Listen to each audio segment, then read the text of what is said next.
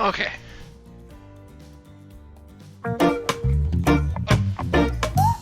Death metal circuit.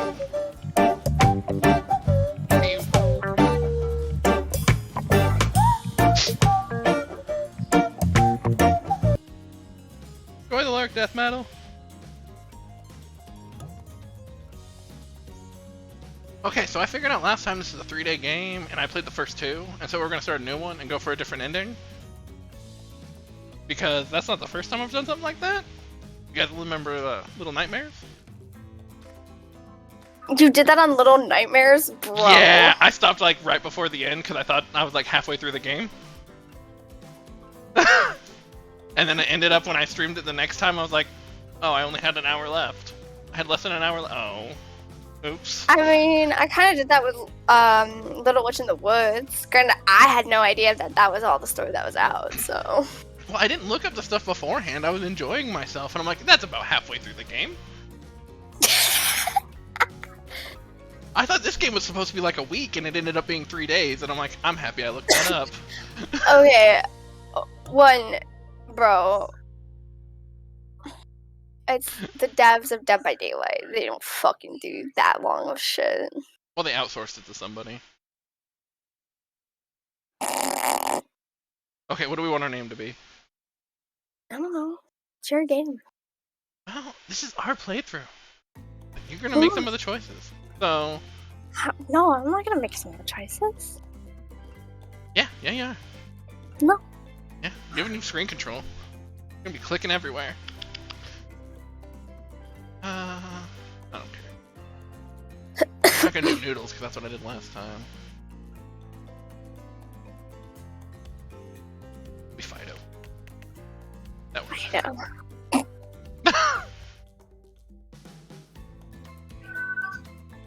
Don't ask for me to come up with names. I'm horrible at coming up with names. Uh-oh. Robert's been here since 6:30. Shifty eyes. Oh, someone finally did it. Someone finally redeemed Hi instead of Superman.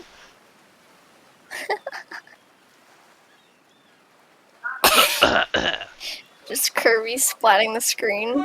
Yeah. And then you say Superman, and then he does it. Yeah. Like, Robert is actually one of my best real-life friends, so I'd expect nothing left from him. Are we assuming that we are male or female this time? I don't know. Well, do you want to do the voice of Fido, or you want me to do the voice of Fido? You're doing the voice of Fido. Okay, so we're assuming that he's male. Yes. You want narrator? Yes. Okay. Narrator's best role. Yeah, narrator is kind of a good role. You also want Ocean, or you want me to do Ocean? You can do Ocean. Okay. I will do Wraith, Trapper, Fido, Ocean. Trickster. I forgot about Trickster. Dwight. I got more of them, which is fine. And you're Claudette, Spirit, Huntress, Narrator. Got it. So. You wake up on the beach, soaking wet, salt water stinging the inside of your throat, as if you'd nearly drowned. Water falls from your mouth as you open it to gasp for air.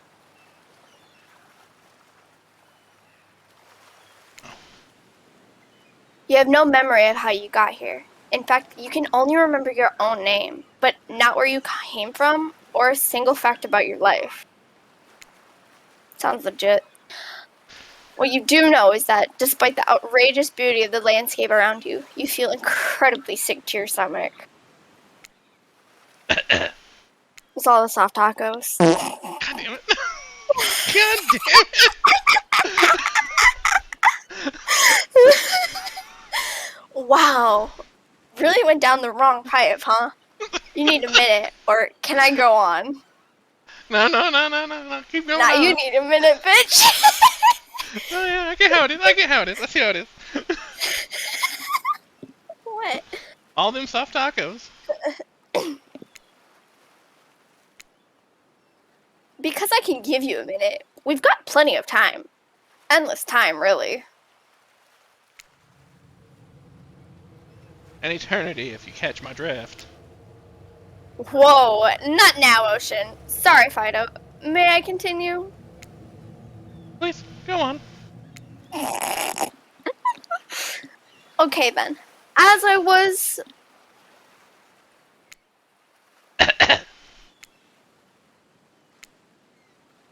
As I was saying, Damn. you look down at your feet, ankle deep in the crystal blue water of a newly arrived wave. As the water recedes back into the ocean, it reveals a grotesque discovery.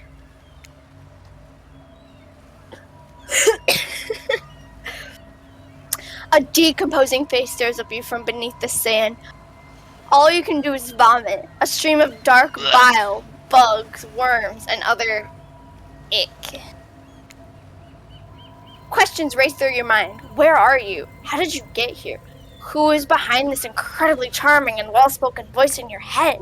However, answers don't come easy. Your mind is completely blank. That's not any different than normal. What will you do?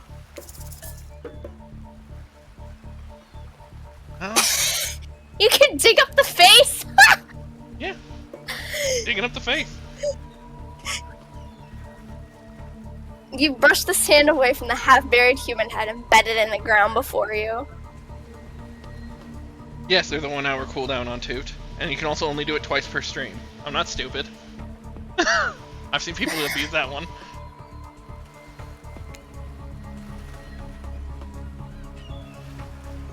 This is no body, just this head. As you pick it up, flakes of skin fall to the ground. The jaw falls open, revealing a gold coin sitting on the rotting tongue of this poor dead soul.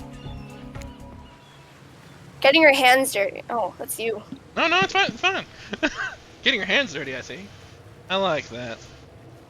You're a taking charge type.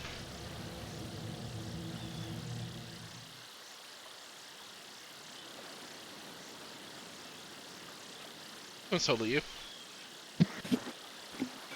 You examine the gold coin briefly, happily distracted from what has otherwise been an extremely confusing morning. How the fuck do you know it's morning, bro? Day. I mean, look how bright it is. Could be daytime. It's a beach. There? The sun Okay. beats down on you, drying your clothes. You check your pockets, but they're empty. Plenty of room for a gold coin, you suppose, and so you deposit it. Why, that's a nice coin you've got there. What if you were to spend it right now?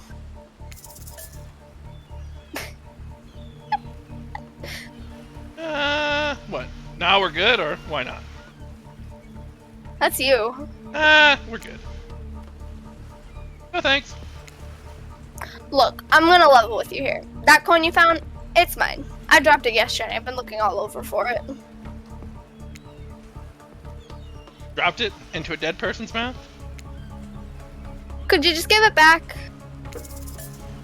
No. No. Psh, be that way then.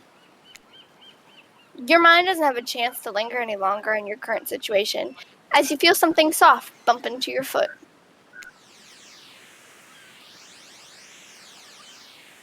When you look down, you find a volleyball sitting in the sand there next to you. You gotta love that the volleyball is totally an action pose right now and not just sitting in the sand. You stare down, frozen. A voice calls out from behind you. Little help, please. You turn around, and when you see what's waiting for you, your jaw just about hits the ground.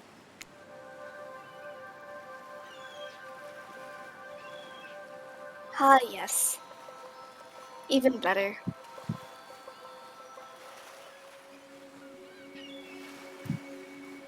I think she's cute. Meh. And My friend went for Trapper, 100%. It was hilarious. Really? Most people did not like the Trapper. Good for them. Four gorgeous monsters stand halfway between you and a well-tended volleyball court. Each of them oozes with undead energy, a magical aura reaching out and penetrating you. via your eyes. My eyes! Your heart begins to race. Curiosity, fear, desire. You can't help but stare at these casually dressed, let's call them killers. I don't know, not to be judgmental, but that's just the energy they put out there. So many competing feelings rush through your mind at once that you are completely paralyzed. Hello. There are weird days, and then there's this. All you can do is look down at the ball and back up at this monstrous lineup of, well, literal monsters. Sexy-ass monsters, though. They did over-sexify these monsters, yes. I don't think Of I've ever course seen a they did. DVD skin like that. What do you do? Also, speaking of skins, the fact that all of these monsters are in this game, and Claudette and Dwight are in the game, but they gave Jake a skin from this. Yes. It doesn't make sense. Why? It's the stupidest thing ever. I mean, unless we're secretly supposed to be Jake, I don't know. Oh my god, poor Jake. Toss it back, kick back, say no thanks, say nothing, do nothing. Last time I kicked it back. Try tossing it. Why not? You bend down and grab the ball. It's warm from sitting in the sand on the beautiful day. When you give the ball a toss, it arcs beautifully through the air and lands right in Huntress's hands. Not bad, stranger. Huntress's muscles ripple as she grips it in her hand. You look her up and down and consider what it might be like to be held tightly in those strong arms. Warm, perhaps? Maybe a little sweaty, but that's okay. It's natural. You know, she may have a nice natural musk to her. Maybe nice. Try hard much? Blech. They're speaking directly to you, but you still can't bring yourself to reply. You're entranced. Oh, I'm entranced. When you snap out of it, you realize that everyone has gone back to the volleyball court. Alone again, you look across the beach at these strange residents who casually bat a volleyball back and forth, happily ignoring your intrusion onto their private beach. Oh, that's good to know that they own the beach. Should you be frightened? Worried? Excited? I did refer to them as killers, not to give too much away. It may be a little obvious. Have you seen them? The fact that the ball's bloodied. But And at the same the fact time, that at least two damn. of them looks like they're roided up. Yeah. Damn, they're good looking, very appealing in their own way, and nobody so much as lifted a blood-soaked finger in your direction. That's nice. Don't be scared, Fido. You were made for this. Well, geez, if the spooky ocean voice says not to be scared, I'm sure it's all going to work out. With no good reason not to, you decide to head over and see what happens next. It seems like you've derailed the volleyball game just by showing up. You derailed the game just by showing up, nitwit. And I guess you're also a nitwit. It's been confirmed. 2 out of like 6 people. Look, it's best to just go with what Trapper says when he says it. That's a policy I hold for pretty much anyone who always seem to have fresh blood on their hands. Hey, don't worry about it. It's all just a game. Existence, that is. Besides, you seem a lot more interesting than a silly game. What's your deal? What brings you here? Ocean. You mean they're here to do more than distract from me, than distract from my total domination? Deep sigh. That was Wraith. That sigh means he was done with the game, too. Yes, I imagined him actually saying deep sigh. Either that, or he saw a butterfly or something. Look, I don't care why this slack-jawed moron is here. I just want to know, can I kill him or not? You know you can't. At least not yet. Oh yeah, not yet. Hey, Fido, you might want to, say something. Actually, never mind. There'll be plenty of time for that soon enough. Right now, this group has some questions for you. But be warned, answer quickly and answer well. This is timed quiz, and it will be very important later. Very important. Or not important in any way whatsoever. Probably that one. I can't remember. Okay. See you later now.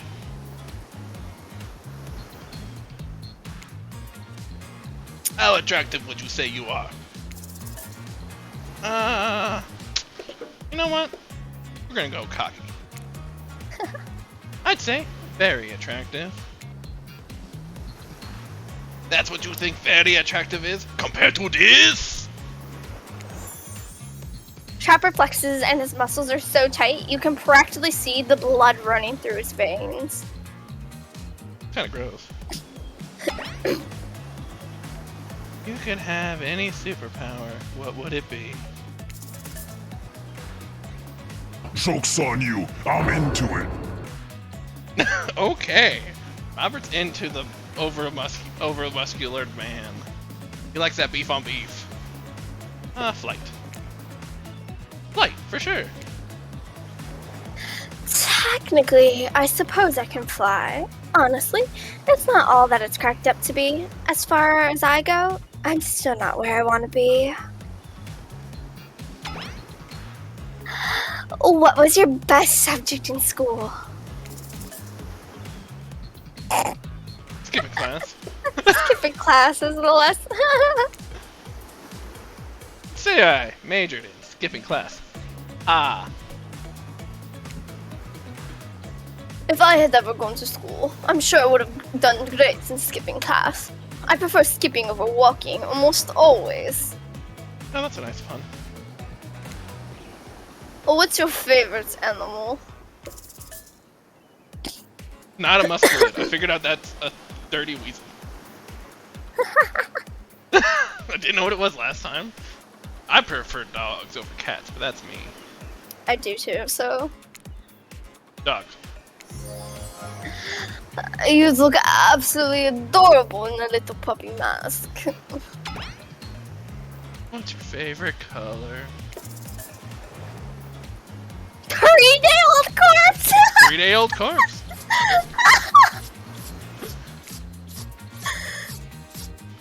Nobody would expect me to pick this, so I'm just gonna say 3-day-old corpse. Pretty edgy answer, right? Pretty dangerous steps down. Talk about corpses. No biggie. Oh my god. Those aren't no good to me unless they've been frozen. You'd be surprised how quickly good meat can spoil. Or maybe you wouldn't be surprised. I'm still getting to know you. What's your dream job?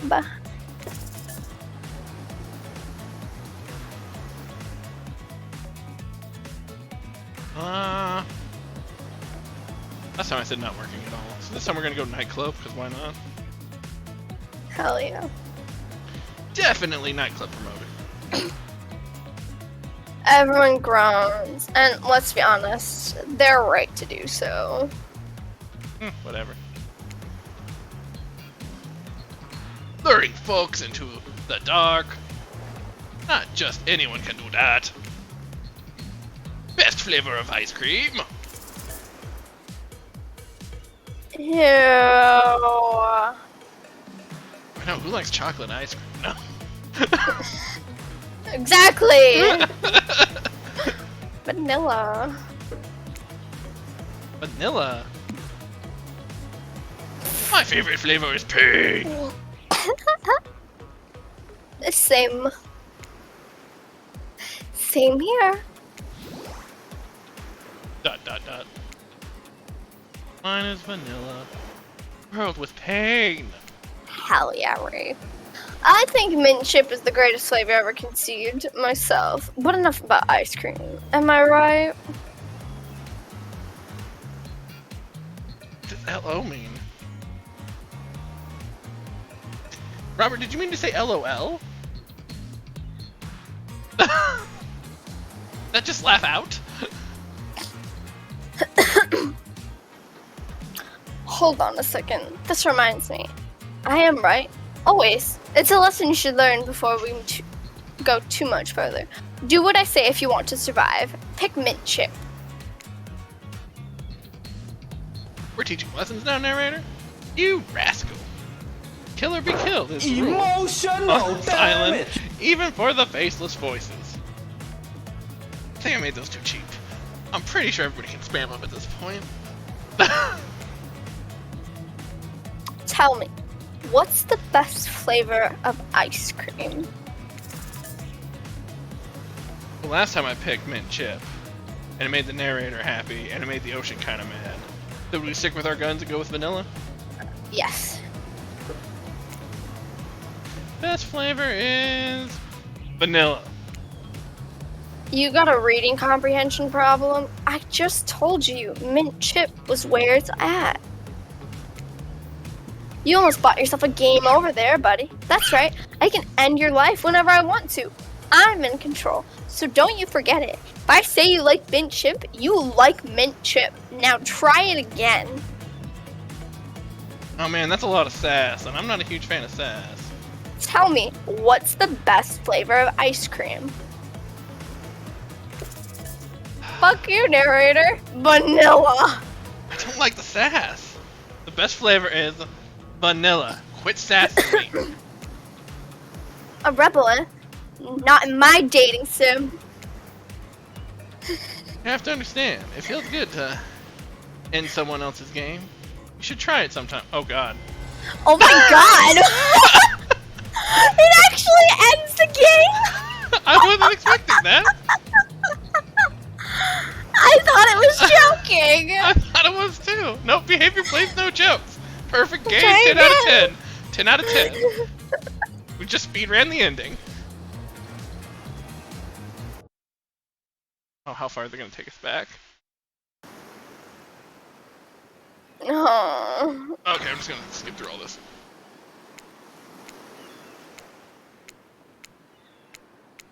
Pick the same options.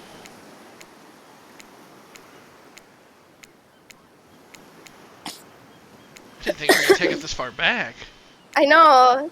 I thought it'd take us back to the fucking narrator being like, yo. Yeah, that's what I figured.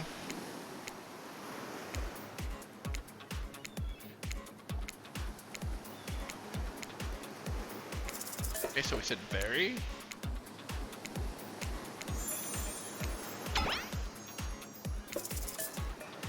Flight.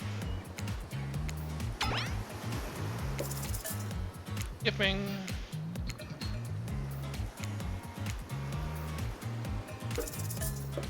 Doggo.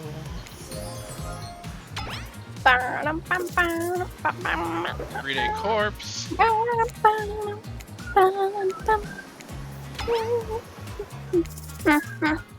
Nightclub promoter.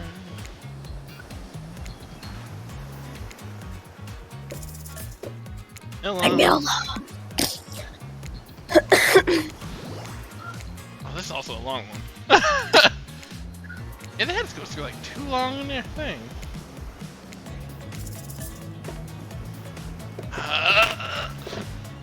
Be nice. On the second Fuck one. you. Yes! Yes, exactly.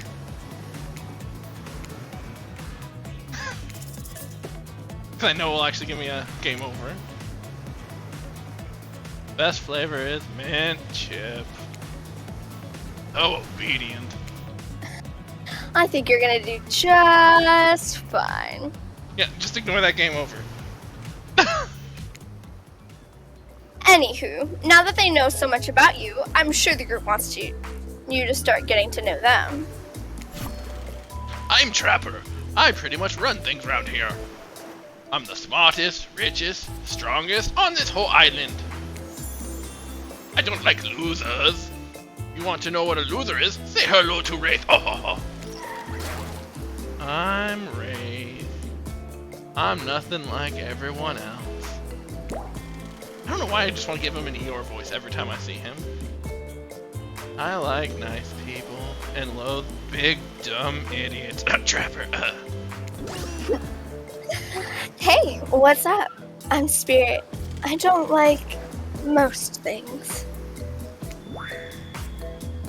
I don't really hate most things either. It's not worth my time. But the things I do hate, I really hate. You know? Based on my personal observation, life is nothing but suffering, and society is carefully calculated lie to keep everyone subservient to those in power. It's better to choose just not take part. Jeez, it's like she was downright murdered by society. She hates it so much.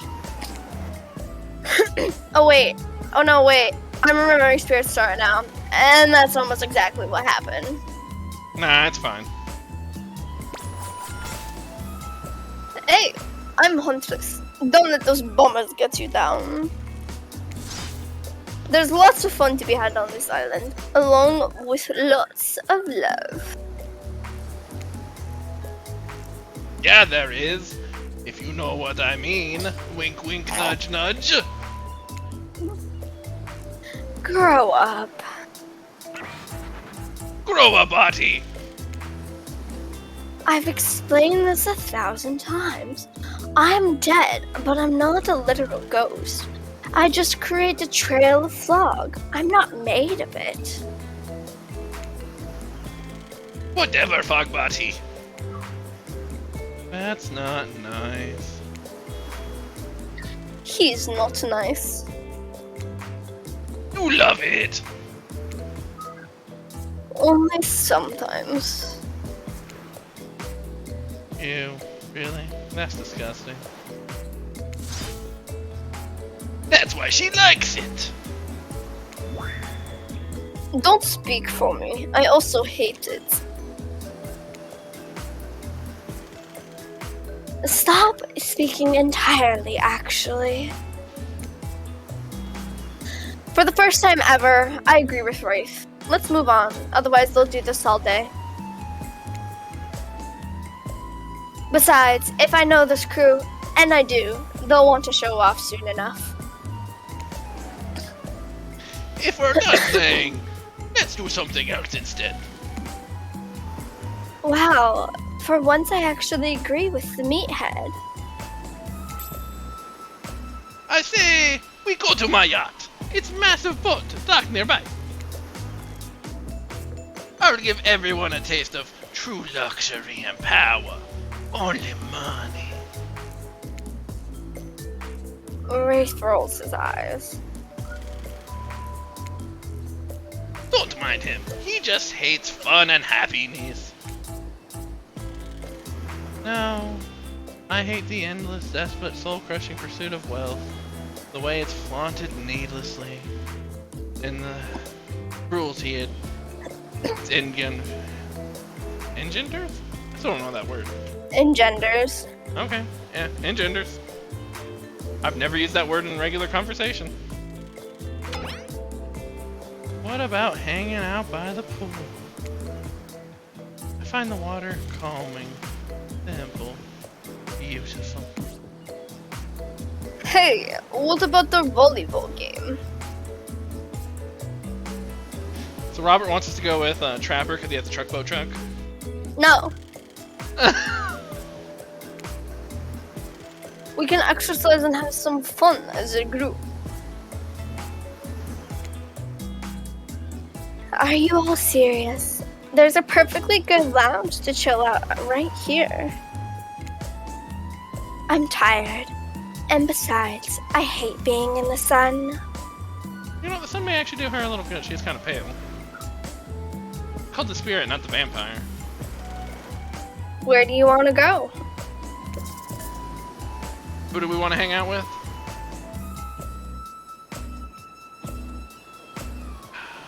Wraith, the beach. Wraith with the pool.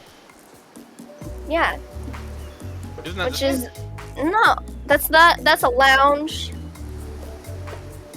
This one? Yes. Okay, because I thought he said pool, which I thought would have been that one. I thought that was Well, like he the said he bar at wanted the to pool. be by the water because the trap.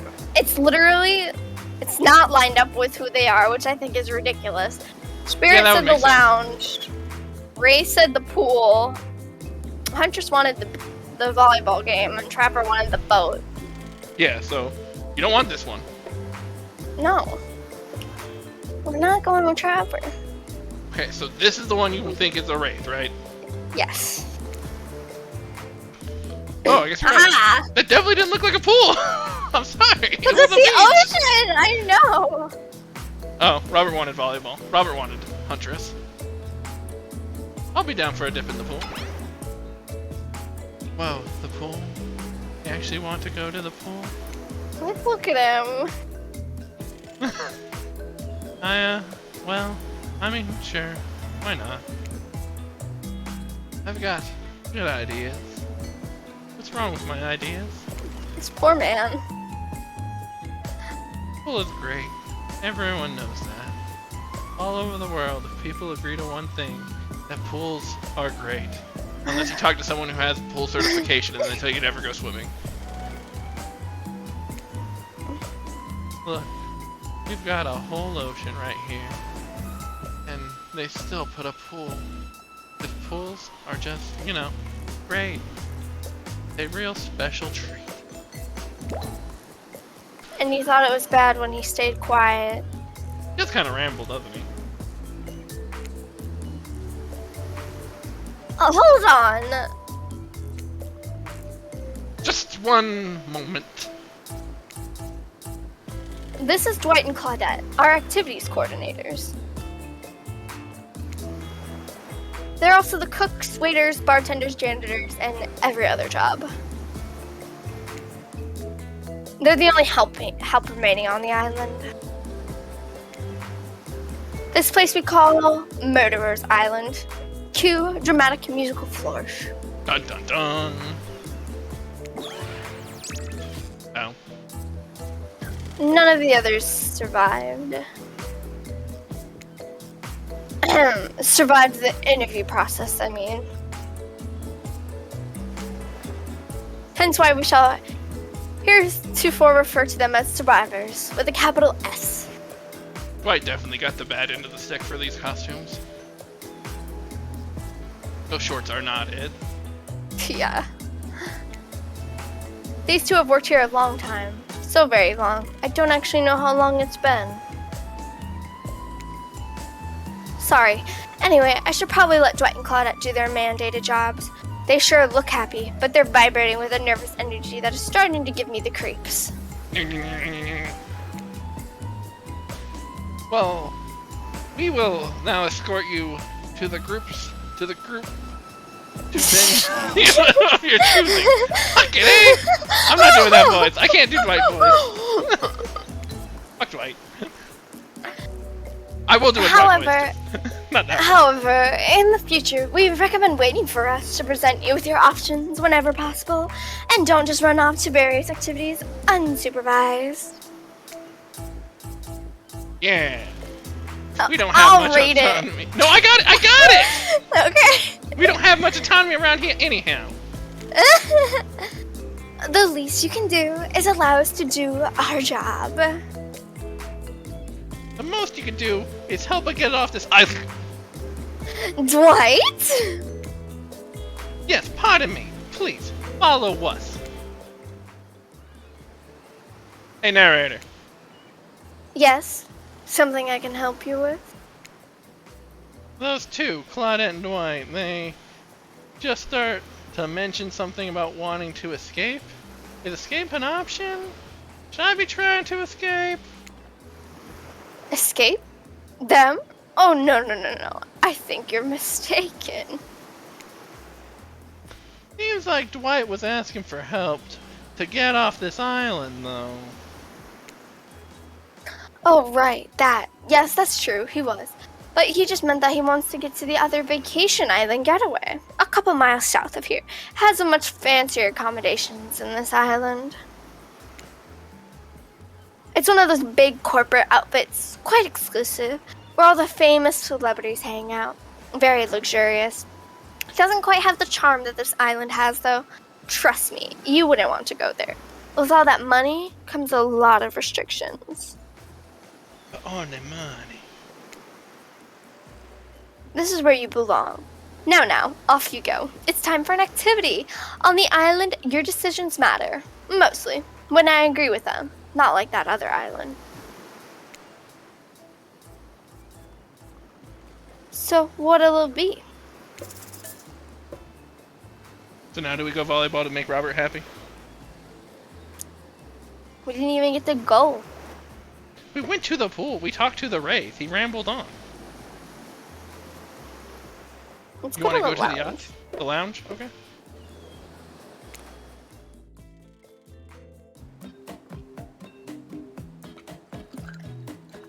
Finally, freedom from the preposterous premise that the four of us would be engaged in some sort of thrilling 2-on-2 volleyball match.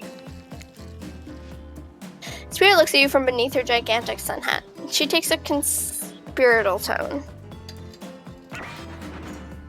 I don't know whose idea volleyball was in the first place, but I hate them. I tried to feign a sprained ankle, but everyone already knows that I technically float above the ground, so nobody believed I was even putting any pressure on my joints in the first place. That's how I got strained. The first time she ever put pressure on it, bam, sprain.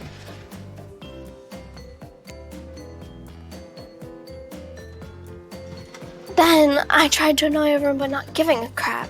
And when that didn't work, I tried whining. And when that didn't work, I threatened to kill every single person on this island. But it turns out I'm not the first to toss those kinds of bets around on this island. So, thanks, I guess, for getting it called off. Are we threatening to end each other again? Now it's Dwight who takes on a conspiratorial tone, his eyes shifting as he slips into a loud whisper. Please. Just make it quick. Is what you'll be saying when we get behind the bar to make you a drink of your dreams.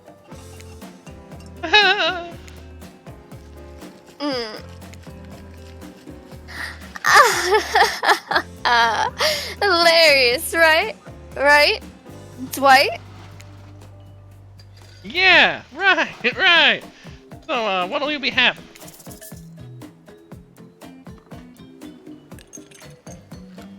Ugh. Disgusting. I don't even know what some of these drinks are. I don't really drink. So what do you think? What you want? Vodka soda. Vodka soda. Coming right up. Really takes me back home, you know. Vodka is a very special drink to me. Warms the blood on a cold night in the woods. On occasion I would, how do you say, bump into the occasional soldier while hiking along the motherland. They always had a nip of vodka tucked away in a special little silver package in a special little hidden pocket. Not that hidden if you know where it's at every time. But no one hides from me.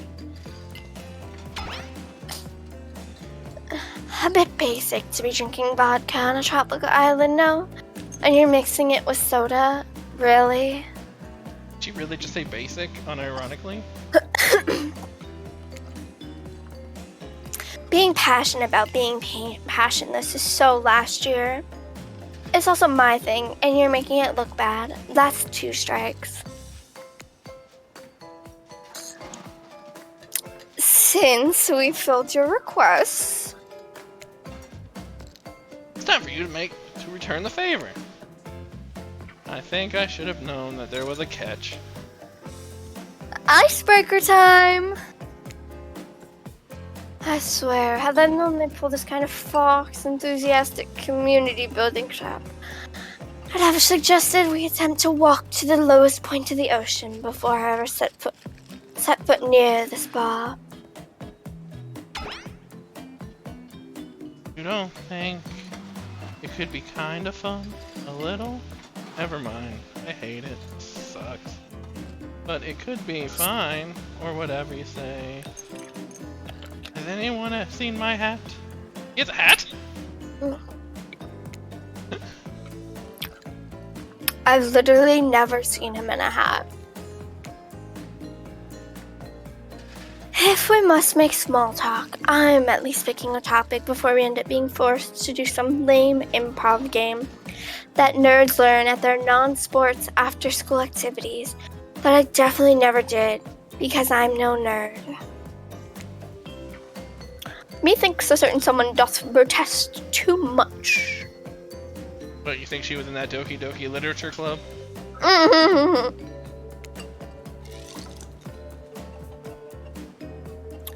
Sitting here on this beautiful sunny afternoon, warm sand beneath the cool fog beneath my severed feet. The topic I choose is books, novels, comics, fiction or non. Reading is the only real escape from the incessant horror of life, the escape into your own mind.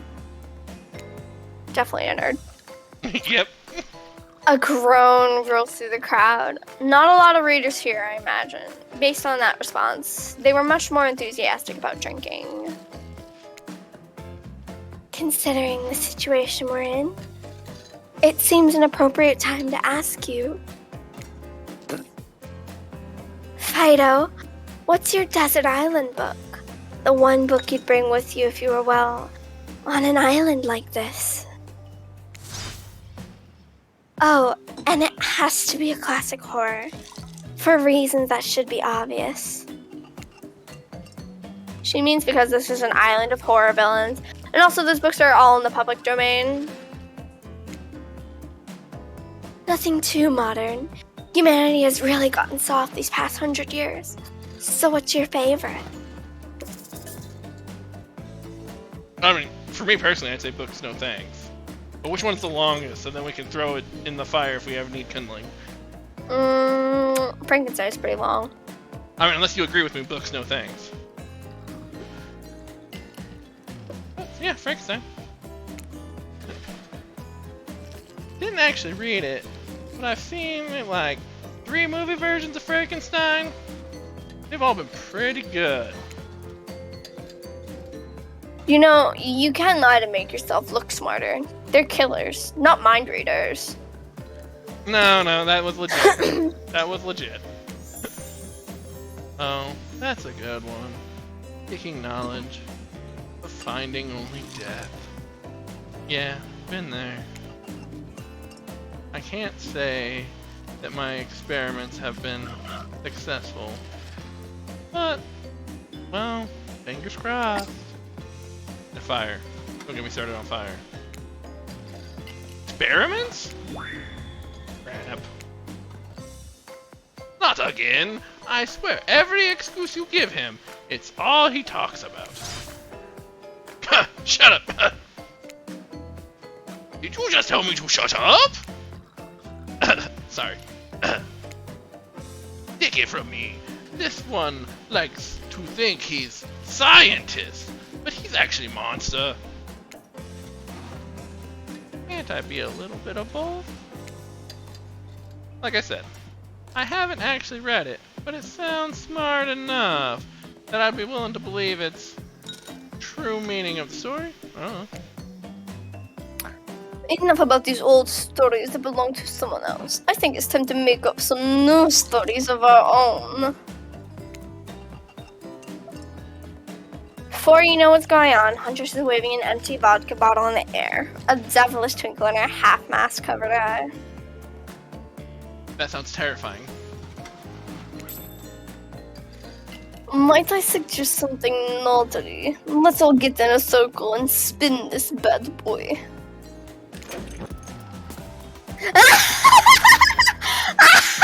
Great idea. Trickster, isn't it a bit late to introduce a new character? I thought I was the one who gets to make the rules. So, I'm not sure who I'm asking. But I wasn't ready for this. Whoa, hello. And who is this new fan in the waiting? Beat it, Hack. I don't know. What's the harm in inviting one more person to join the circle for our game? Oh, I can't stay. I just was saying it was a great idea, while I was also teasing the secret trickster ending. But Oh my god. I've got much better thing than hang out here. I'm famous. Toodaloo. Famous and you say toodaloo? Kinda sus. The rules are simple. First, you spin. Then you swap, bit, that's it. Let's be clear. This ain't a peep show. We're here to have a good time, but in a classy way. All makeouts will happen out of view of the public eye. Real romantic like. Yes, romance is the goal. So we'll all be waiting here in complete silence, trying to listen in and use our imaginations while you make out on the other side of the bar, but not watching. Like adults. Romantic. Well-adjusted adults. Fido, you're up. You grip the bottle in your hand and put your fate in the hands of the empty bottle gods. Minigames consist of two parts. On top, a pointer which rotates like a clock in a clockwise direction. And on the bottom, a target you're going to be pointing at. This here upcoming minigame is a special minigame. Perfect for the less coordinated because there's no winning or losing. Well, not technically. Wherever the pointer stops, that's your result. I suppose if it doesn't stop where you want it to, that's a bit like losing. But no one has to know if you don't tell them. Okay, ready to play? Or would you like me to repeat that? Oh, we're ready. Ready! Away we go. Spin the bottle and see who you're gonna smooch. Oh boy, oh boy, oh boy, oh boy. Okay. Oh, the designs are kind of cute. I won't Just for lie. the trappers. Chibi Huntress? Adorable. Yes, and Spirit, adorable. Trapper and Wraith, Kinda sus. Oh. You got Huntress. You two are meant to be. Guess we're going after Huntress. Oh boy. Psych! You have to actually spin multiple times to get your real result. First to get to 3 times is your true match. That's how we play hardcore spin the bottle on this here island. Now get your spin on. Well, that's lame. I can do it again. Oh. You got Huntress. That's right. Hey, you got Wraith. You got Wraith. Oh, there we go. You got Huntress. Huntress is your true match. You almost had the Wraith. Ooh. Just this morning, you were waking up on a strange beat, surrounded by strangers with murderous intent. Sorry, I didn't do the ooh originally because it was definitely colored Huntress colors. Now you're looking across a beach towel at Huntress, lust in her eyes, sweat glistening on her skin. Your heart races and you can feel your pulse pounding in your ears. Huntress takes you by the hand and you sit face to face at a private section of the bar. She begins to reach for you, putting her hands on your shoulders. You're sweating, but not in the sexy way she is. You're sweating in the gross way you'd sweat at the interview of a job you're not even remotely qualified for. Oh, that's some bad sweats. You don't know what to do. If you try and lock lips in this state, you might gross her out so completely that she'll never be able to look at you romantically again. Huntress, we... I'm sorry, but I can't kiss you right now.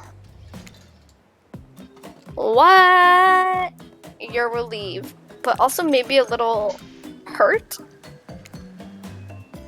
It's not you. Well, it is you, but in a good way. I think you're great, maybe too great. I don't trust easily, and I'm afraid of what it might mean to connect with you so early. It's not that I don't want to. I just don't think it's the right thing right now. I understand. Amazing, but also understand this. If you tell anyone I got so soft, I'll break you in half. Okay? I think she'll do it too. I'll tell him you almost chewed my whole face clean off. Oh, I liked that. I hate to break it up, such a passionate moment. That we only assume was passionate because we never spy on you constantly while you stay on this island. Kinda sus. But dinner is being served right away, and we must insist that you join us. We wouldn't want anyone dying of starvation. When there's so many more interesting things to die from. Seems like the next activity is mealtime. How quaint. You're expecting what? Capture the flag? Do you know how complicated it is to run a game like that? Much more so than sitting and talking. Yeah, that sounds like behavior. You arrive at the cookout area to find an assortment of picnic tables scattered around.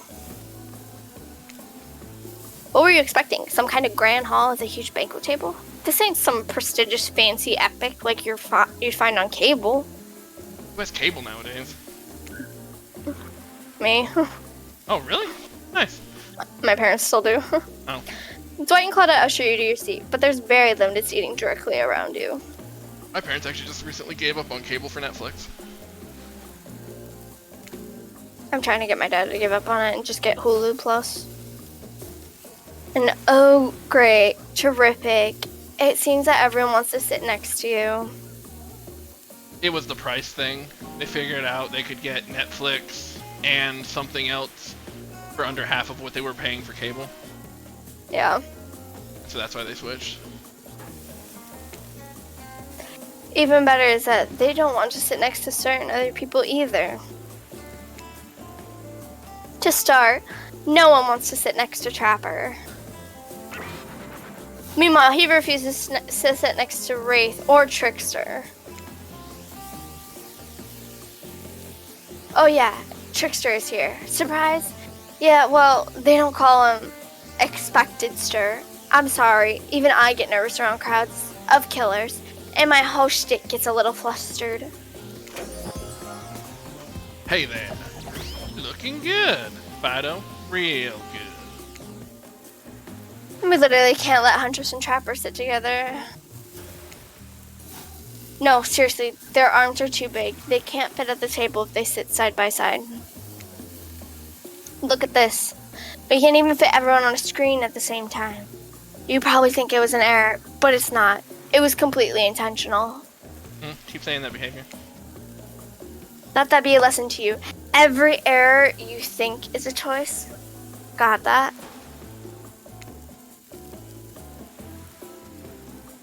Okay, Dwight and Claudette are directing traffic. You sit on one side, the rest of them will sit opposite you.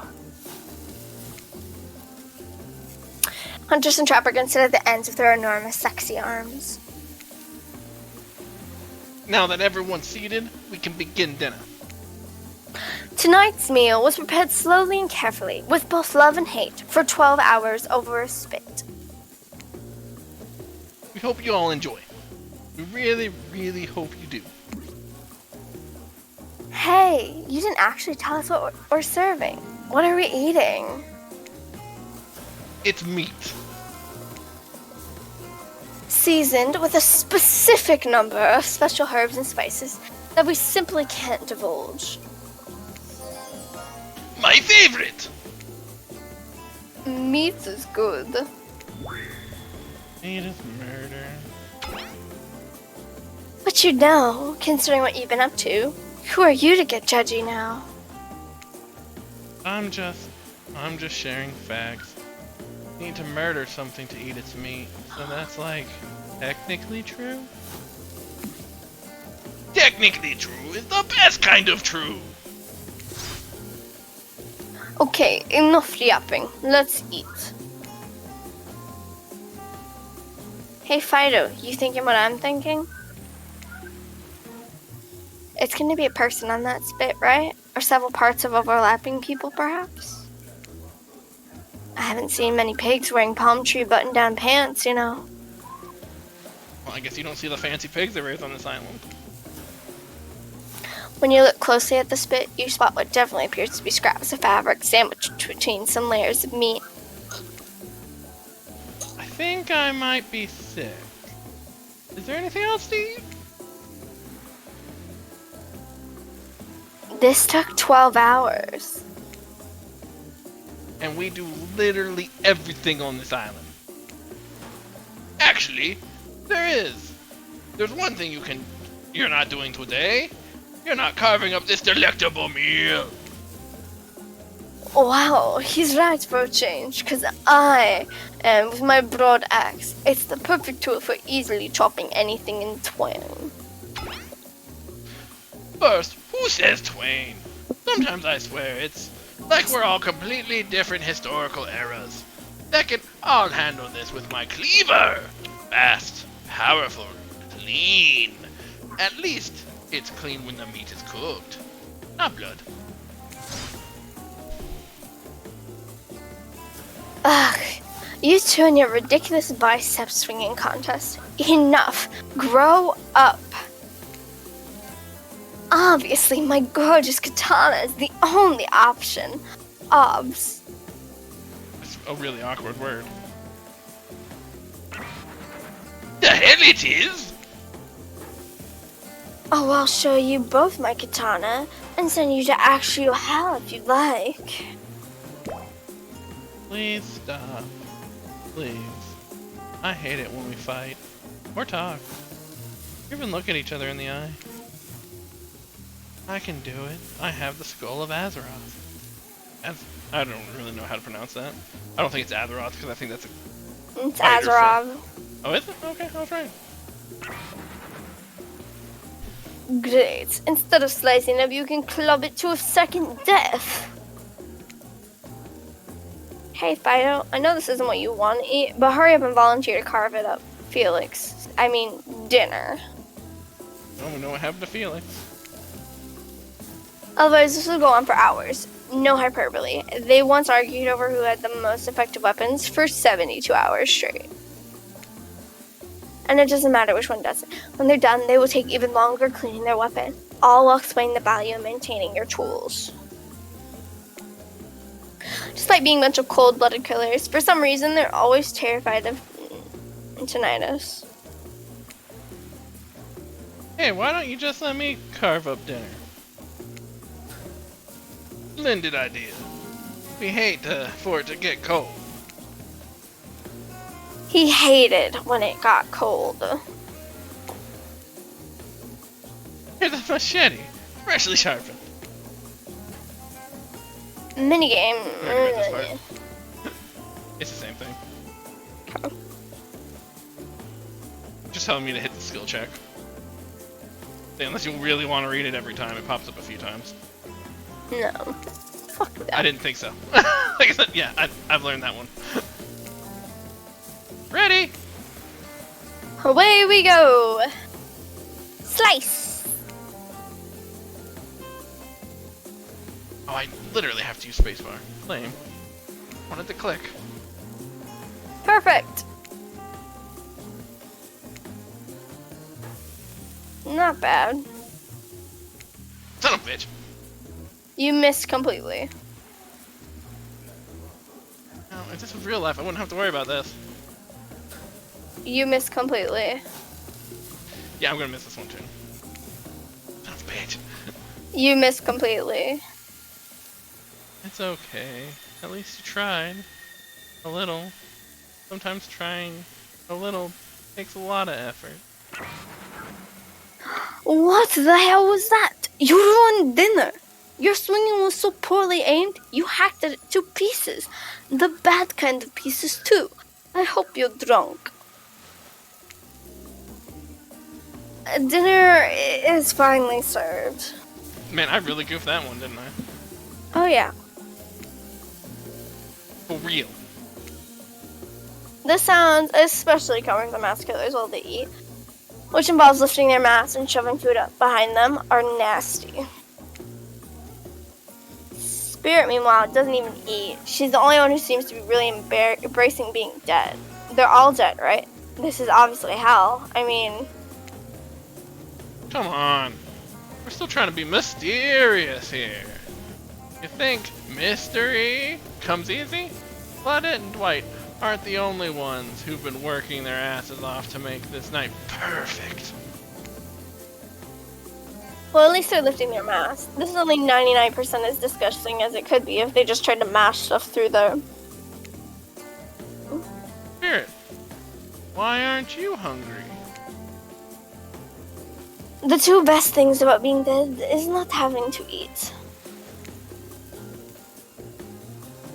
That's only one thing. Think about it, Fido. Number two is no number two. One less thing to think about in the afterlife. Even if I wanted to eat, I have no idea what would actually follow. You might have noticed, but I'm mostly just a bunch of dismembered body parts floating in a spectral form. Do you see how deep this cut on my abdomen is? I don't think my digestive tract connects anymore. Between the food and the behavior of the group, this might be the worst meal in history. But even more worse is they're staring at you. You're not eating. They don't like that. I think they want to explanation. What do you want to tell them?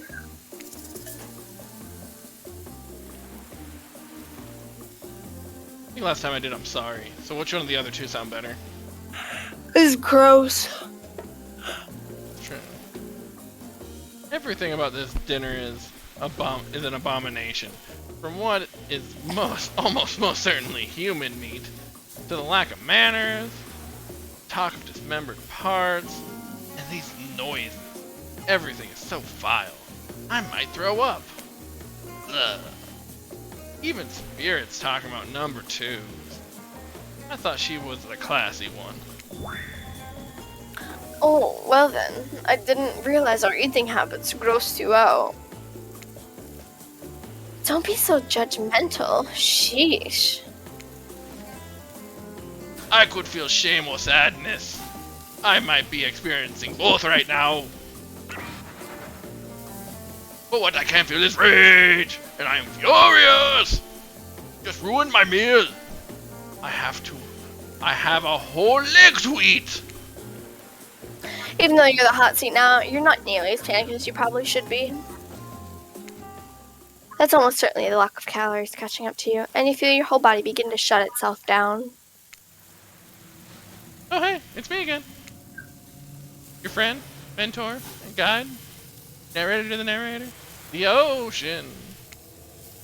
Not sure how I feel about that characterization, but I'll allow it. I'm right here, and I might be the only one who can help you now. There's only one thing you must do to survive. You have to figure out why you're really here. No one can tell you. Not unless you follow the right path. Or at least a right path. There's Too many of those to count. Hopefully you pick at least one of them. There are even more wrong paths. Many of them lead to your own demise. Others lead to something even worse. Starting scene's over and having to fast forward back to where you were. Am I right? Yeah, we've already been there, asshole. For this place holds many secrets. Even for myself. But the one that truly matters can only be learned if you answer the most important question. Why are you here? Why are you here? Answer that and you'll learn the truth. The ultimate truth. Vague, mysterious. Gotta give it up to this ocean character. That's some quality early game storytelling. Hold on, I'm back. One more piece of advice. You've made many choices by now. Some of them I liked. Some of them I didn't. It's in your best interest to make more choices that I like.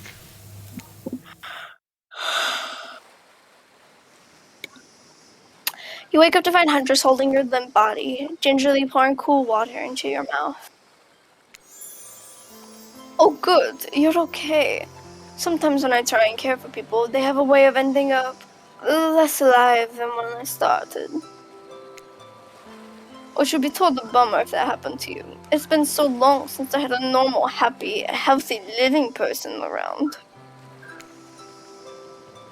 Usually I'm just falling into the same old routine of smashing everyone's heads open with a hatchet before I really get to know who they are as a person. But you're not nearly as scared or too busy withering in pain to see for me. You feel nervous in her arms. Not just because they're maybe crushing you a little bit, but because she's... Beautiful. Yes, beautiful. But I was just gonna narrate that fact, not, say it out loud as a single word like some creep. Oh damn, I was just called out. Beautiful. Mask. Your bunny mask. It's quite gorgeous. Nice recovery. But now that you're awake and talking, you gotta keep this up. Did you make it yourself? You're the first person to ever ask me that. Yes, I did. You seem so quirky and cool. You do anything. Own an Etsy store? Be a doctor? Why is that you kill people? Huntress sighs. You can practically see the memories flicking across her eyes. But she hasn't tried to kill you yet, so that's a good sign. It's all I was ever taught to do as a young girl, so I thought that it was right. Even through the mask, you can see that Huntress is blushing a bit. It seems like your line of questioning has made her a little nervous. Hey, you didn't eat much at dinner. Want a snack? She offers you some jerky. Probably human jerky, but her spice game is on point because it smells pretty damn good. Why not? Eat the human jerky. At least it's been dried. It should be fine. When on Murderer's Island, you might as well eat as the killers do. Plus, you really are hungry, and you can chow down on jerky since silly, right? I'd love some. After a moment of quiet chewing on what you choose to believe is not human thigh meat, you decide to be bold and ask another question. Love how they had to put thigh meat in there. Not just human meat, it's thigh. Just so you know, you're chewing on thigh. It's like the best meat. You ever been in a relationship before? Raise eyebrows? Dang, you really going there? You do not play around, Fido. I won't lie, the surprised face, kinda great behind the mask. Yeah. Hunter takes a moment to think deeply before answering. I must say, it's quite amusing to see this hulking bombshell get all twisted up with these personal questions. Kudos to you, Fido. There was this one deer that looked at me quite provocatively in a clearing once. that doesn't count, does it? You hear the faintest giggles bubble up from behind Huntress's mask. You're so cute, Huntress. No, it doesn't count. Whoa, what's this? You found something in the sand? Huntress reaches down to pick it up. It's a hair clip, probably left by some little girl who was playing on the beach long ago, who is definitely still alive and not at all dead. You know, that's a good point. Girl's still alive. Said so in the narration. Yeah. Huntress closes the bag of jerky with the hair clip. Seems like she's a little mixed up on how exactly this particular item works.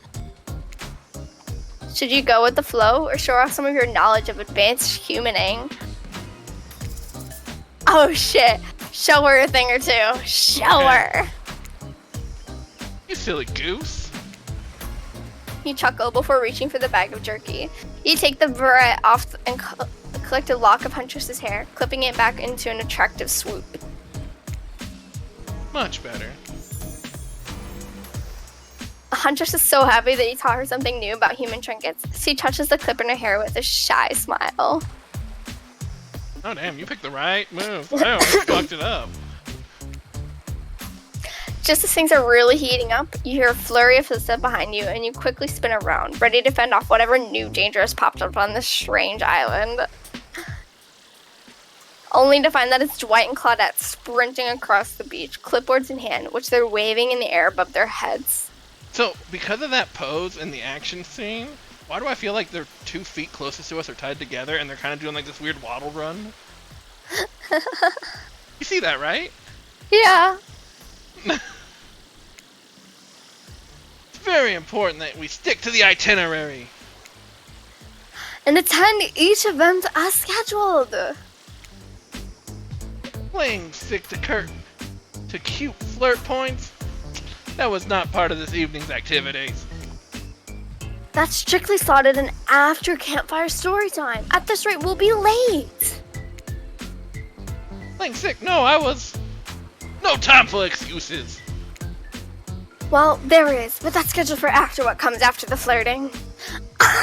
Oh my. Go, go, go! You forgot to go. Son of a bitch. Go! Once everyone is gathered at the fire pit, Dwight and Claudette quickly make an announcement. We're not gonna blame anyone around here in particular. But someone, and we're not going to say who, so don't worry, you hasn't been sticking to the schedule. That means we're a bit behind for this evening activities. We'll only have time for one person to share their special spooky nighttime story. Just one story? But story time is my favorite activity. This is a narrative-heavy experience. You're telling us only one person gets to share. How will we decide who? Oh great, we have to decide as a group? That never goes well. Whoever did this, step up now. I swear I won't be angry. I merely chop your head clean off. No fuss, no muss, no coconuts. Voice trembling, you realize this is probably it for you, but you embrace your fate. Sorry, everyone. I think you're talking about me. To be honest, I still don't understand how this whole schedule thing works. Guess I lost track of time while I was passing out? Been there before, even though it's taking some pressure off me, which is an absolute dream come true. Is it really fair to pick on the newbie? Seriously, has anyone here ever happened on schedule even once? Damn it, Donald! If you try to flex that authority gimmick just one more time, so help me, I'll snap your head so quick, and that I'll drown you in his blood. Cynthia, us are back on. You two know I love to hack/slice.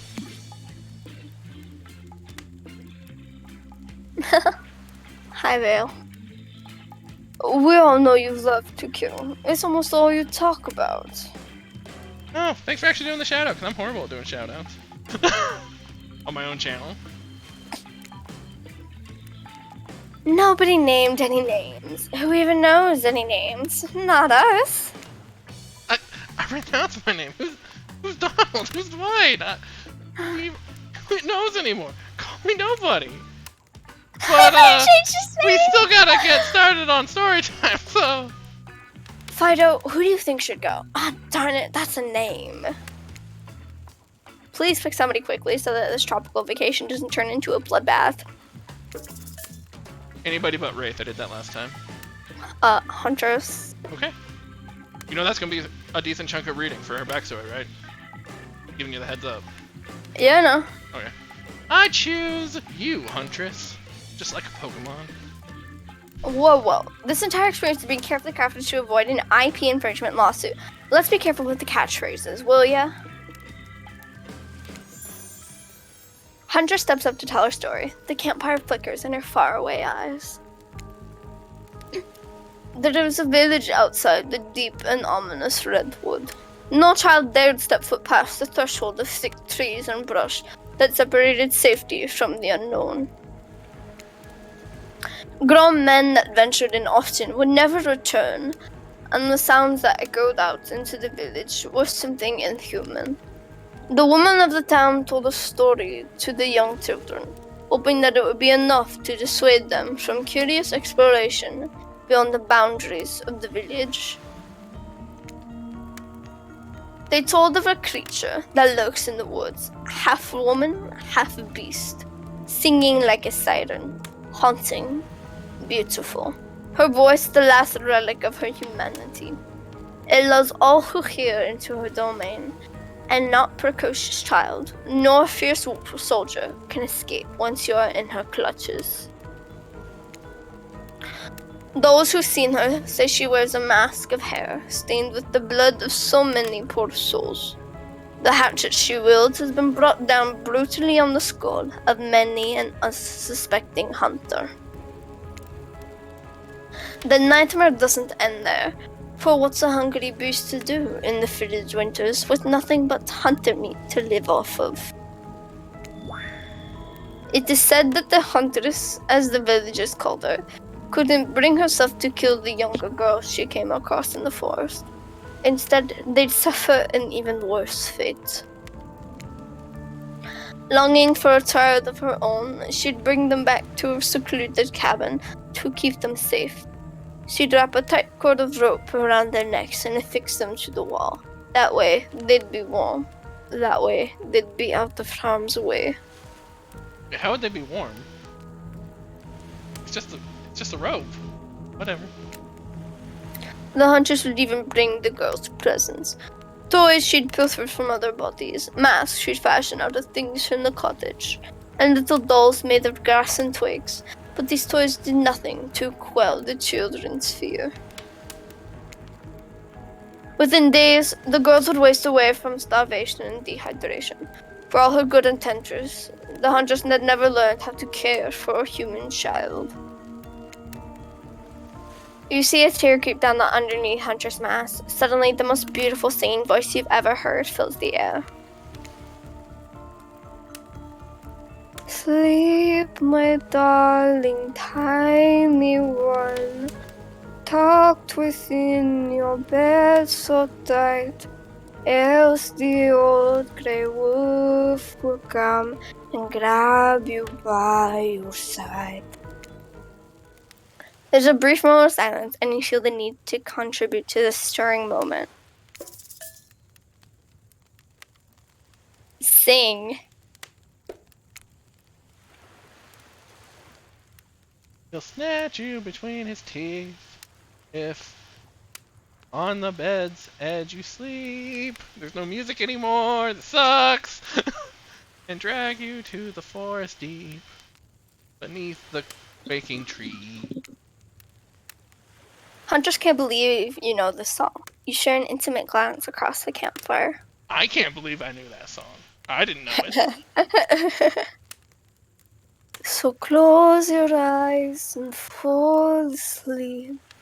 Count the little woolly sheep, dogs so tightly you must keep, or he will come for you. Songs end, and you are both met with silence around the campfire. I love that song. Bayushka? The old Soviet lullaby, right? I hope I did not butcher that.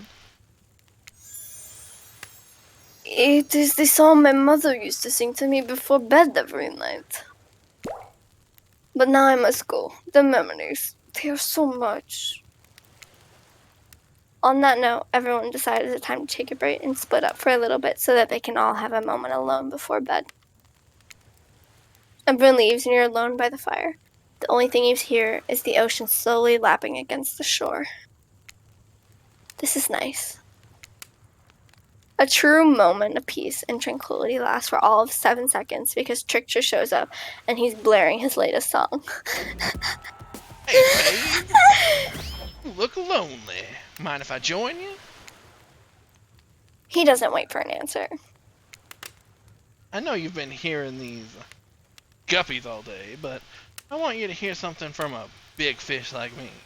Something special those in charge of this island don't want you to hear. I'm the ultimate catch of this island. The only lobster in an ocean of sardines. No one can give you what I can. You just have to find me. Come find me, baby. Trickster leaves. You're a bit confused about what it makes of his cryptic clues, but you aren't going to get any time to yourself to think about them just yet. Huntress approaches you. Yes, let's go. Of course you'd like my story. Who wouldn't? It's everything. Cute kids, dead men, a huntress. Find that all stories are better with the sound of a burning fire flitting the air around you. All the smoke, however, I could do without. I'd rather eat barbecue than smell like it. Let's rinse off all that campfire with a dipping hot tub, shall we? Won't lie, Huntress's embrace looks a lot better than Spirits who's throwing a sword at you.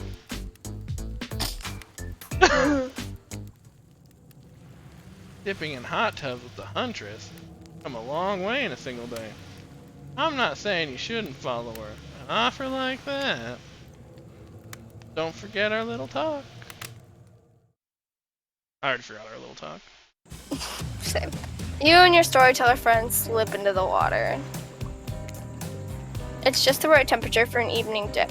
Plus, if some jealous shark comes along and manages to jump from the ocean in the pool, you're also pretty sure your killer companion could handle it. I'm also pretty sure it would die because I doubt it's going to be a freshwater shark, but, you know, whatever. Before you run off, I wanted to make something clear. You know that half woman, half beast I was talking about in my story? That's me. I'm her. No, really?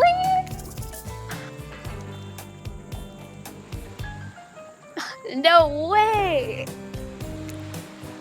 No way! How cool! That's really awesome! And she moved, so I thought...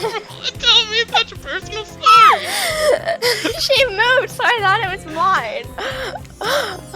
Huntress Spock shyly twirls her hair. I've just been mainly going off of the colors of the text boxes. So the truth, what did you think of my tale? Do I have the makings of a best-selling author, such as the comedic master and Dostoevsky? Yeah, I don't know if that name was pronounced right. Dostoevsky? Something Russian. It was really well narrated. Clear beginning, middle, and end. Riveted from the start.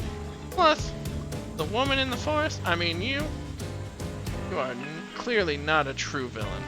You're just a traumatized child. Got an achievement. Achievement, what of it?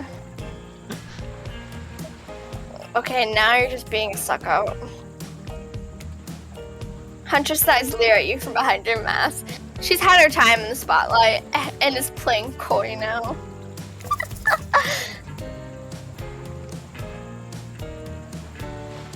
We'll chuckle.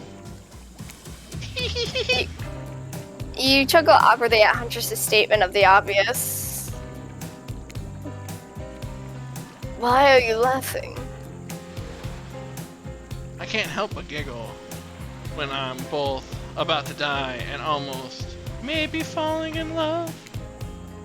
You can't believe how awkward this intimidating woman seems right now. It's actually pretty endearing. So far, I do have to admit, Huntress' story is better than Spirit's. You went with Spirit the first time? Oh, I definitely went with Spirit the first time. You notice the temperatures dropped significantly, despite your steamy company. Except for this part is all Wraith, because I let someone from chat pick the story. Wait, what? I let someone from chat pick the story, and this part is whoever told the story. And so I had the whole hot tub scene with Wraith. It's a little chilly, and your bare shoulders must be freezing. Let's get back to the fire and put me into bed. And wait, You added way too many words to that. yeah, whatever. I'm keeping it. We hate to intrude on whatever smooth moods we're about to unveil themselves. But it's time for bed. Usually nighttime is when I do my best hunting.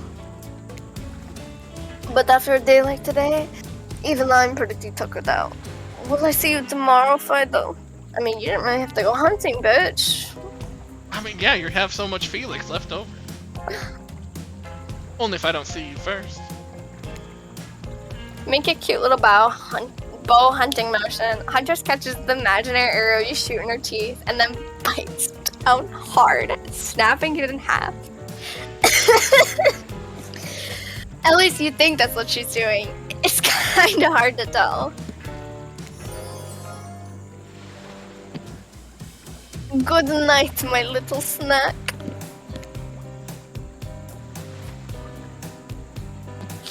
I'm sure that wasn't a reference to actually eating you. You know, Oh my god. I made my choice. You head over to the campfire. The heat is comforting on this chilly night. Looking into the cracking embers, you think about Huntress' story of the half-human beast that abducted all those innocent children.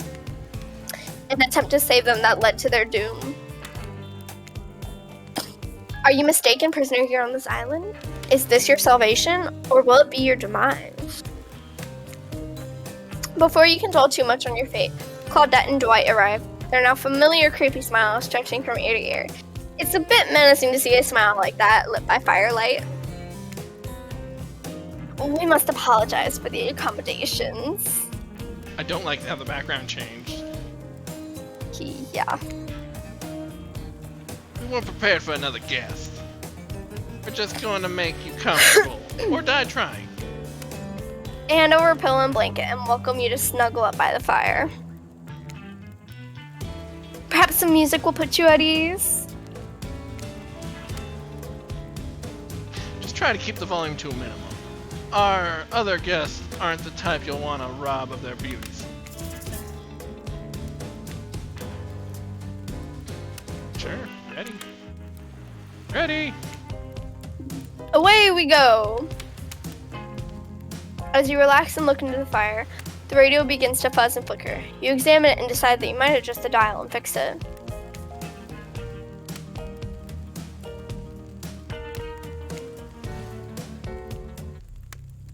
Let's see what's on this station.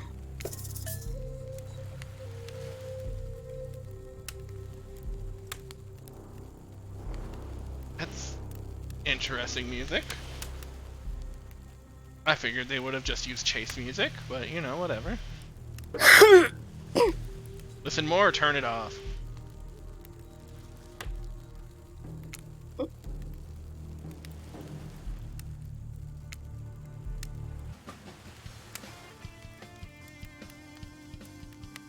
Let's see what's on this station.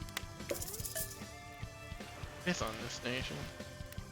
I think it's just gonna keep rotating through the stations until eventually something happens or we turn it off. Yeah. Your choice. Which one would you like? Listen more. And that makes sense considering you are the radio person.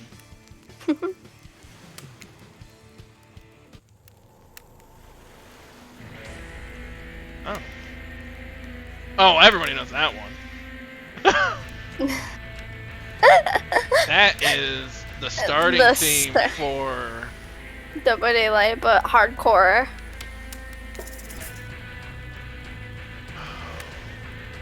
Let's end it on that. So turn it off? Mm-hmm. Legion. That's the starting thing when you're picking Legion as a character. I legitimately know that one.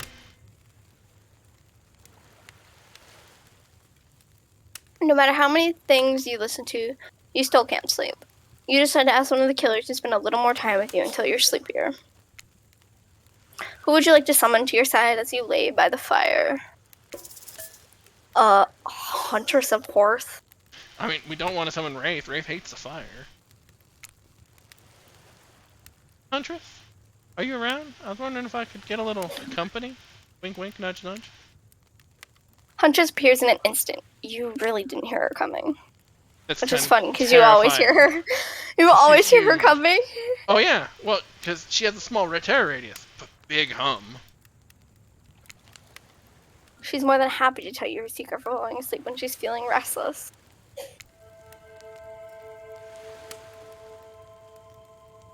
If the Soviet lullaby doesn't work, the special mushroom tea has always done the trick.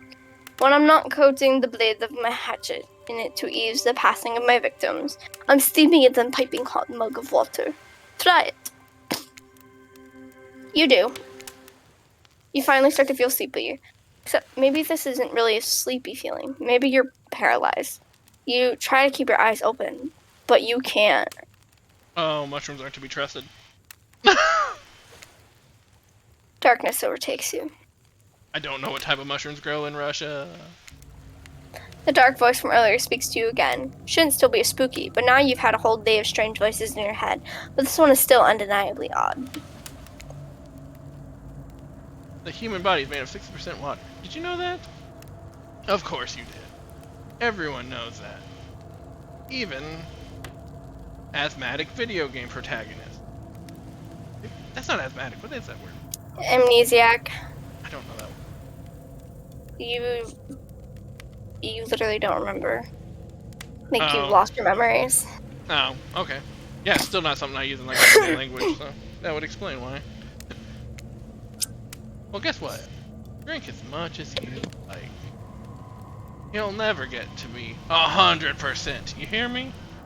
Don't think I don't see what you're up to. I was gonna say what you're trying to do. You suddenly see someone looming over you. When you wake up, you find Spirit sitting beside you, reading a worn paperback. Oh, hey, what? Shh, shh. Clearly she has noticed that you're awake, but she hasn't looked at you. Seems like she's pretty focused on that book. Shh. Seems like forever she stares at the page before finally shutting the book and setting it down. Oh, you're awake. Yeah, never mind. I saw you with the Huntress right before bedtime. I wouldn't tell you how to live your life, but if you ask me, you could do a lot better. It's completely by accident. I even saw them over here. It's not like I was looking out for you or anything. This is simply the best reading light, and the text in my book is very, very fine print. So it's tough to read in the dark. Don't get the wrong idea. You and I obviously mind our own business types, not phony look out for each other as an excuse for just being nosy types. Well, since you're here, and I'm here, maybe we've got other things in common? Who knows? If we spent a little bit more time together tomorrow, we might find that, I don't know, we get along. And by get along, I mean exist simply and comfortably without feeling any burning desire to assassinate the other person. The last time I did this, I got Crapper doing all this. And it was intimidating. Or not. Whatever. I don't even care. Bye. Good night and sweet dreams to you, too, I guess. Finally alone. For real this time. Maybe. You drift off to sleep. Again. Hopefully you're not poisoned. Never know. Never know. Wait a second. Where are we? This isn't... Oh, jeez. It's one of those reality show confessional rooms where all the contestants talk directly to the camera. I think today went really went well. These are some of my first interactions with someone who isn't a parent that didn't end in bloodshed, or ultimately perishing in my Russian college. So I'm counting today as a win no matter what happens. What do I think of this newcomer? Do I have to say... Oh, I do? Okay. Attractive, mysterious. I really don't know what any other words since I was raised by my mom in the woods until she was rescued by an elk and I had to wash her entrails off my saffron. That being said, the other three should make sure to be on their guard. I don't know who this newcomer will want to spend time with tomorrow, but I for one will not let my guard down easily. Who knows about the others? Wraith, I think, knows more than he's letting on about this place, but he's a hard nut to crack. Meanwhile, the Spirited is screaming all the time. Major buzzkill. And... Trapper. Oof, where do I even begin with Trapper? He's buff, sure. But Daddy assumes much? Sheesh. Look, I don't need anyone. I've been perfectly fine on my own since my mother died. I eat a fine diet of raw deer, bear, and human, and I'm fit as a fiddle. Probably have worms. That is why you're supposed to cook that. That being said, nothing about this newcomer makes me think that I might be missing out on some huge part of this thing called life. This is weird. I don't care enough to kill this person, but if anyone else wants to, I don't care enough to stop them. I might have to just kill Dwight, just to feel anything again. Yeah, today was fun. I don't want to get ahead of myself or really invest in something that might hurt me, so I don't know. Maybe we'll just see how it goes, or maybe they'll realize I'm not one of them. They seem pretty smart, so that's probably what'll happen. I've gotta learn to go easier on myself. Who could love me? I can't even love myself. Oh my god. You know, I think I learned a lot about myself today. I always thought I was doomed to be alone for eternity. Only my creeping desire for revenge to keep me company. Now I know it. Wow. What the actual fuck?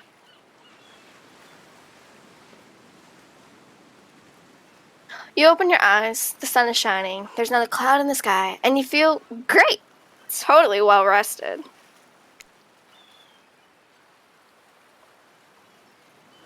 You're not even suspicious of the fact that you fell asleep by the campfire, but woke up several yards down the beach. Wait, are you on vacation? Was yesterday nothing more than a strange dream? No, not a dream. You really are here for another day. Why? I have no idea. You're obviously a weirdo.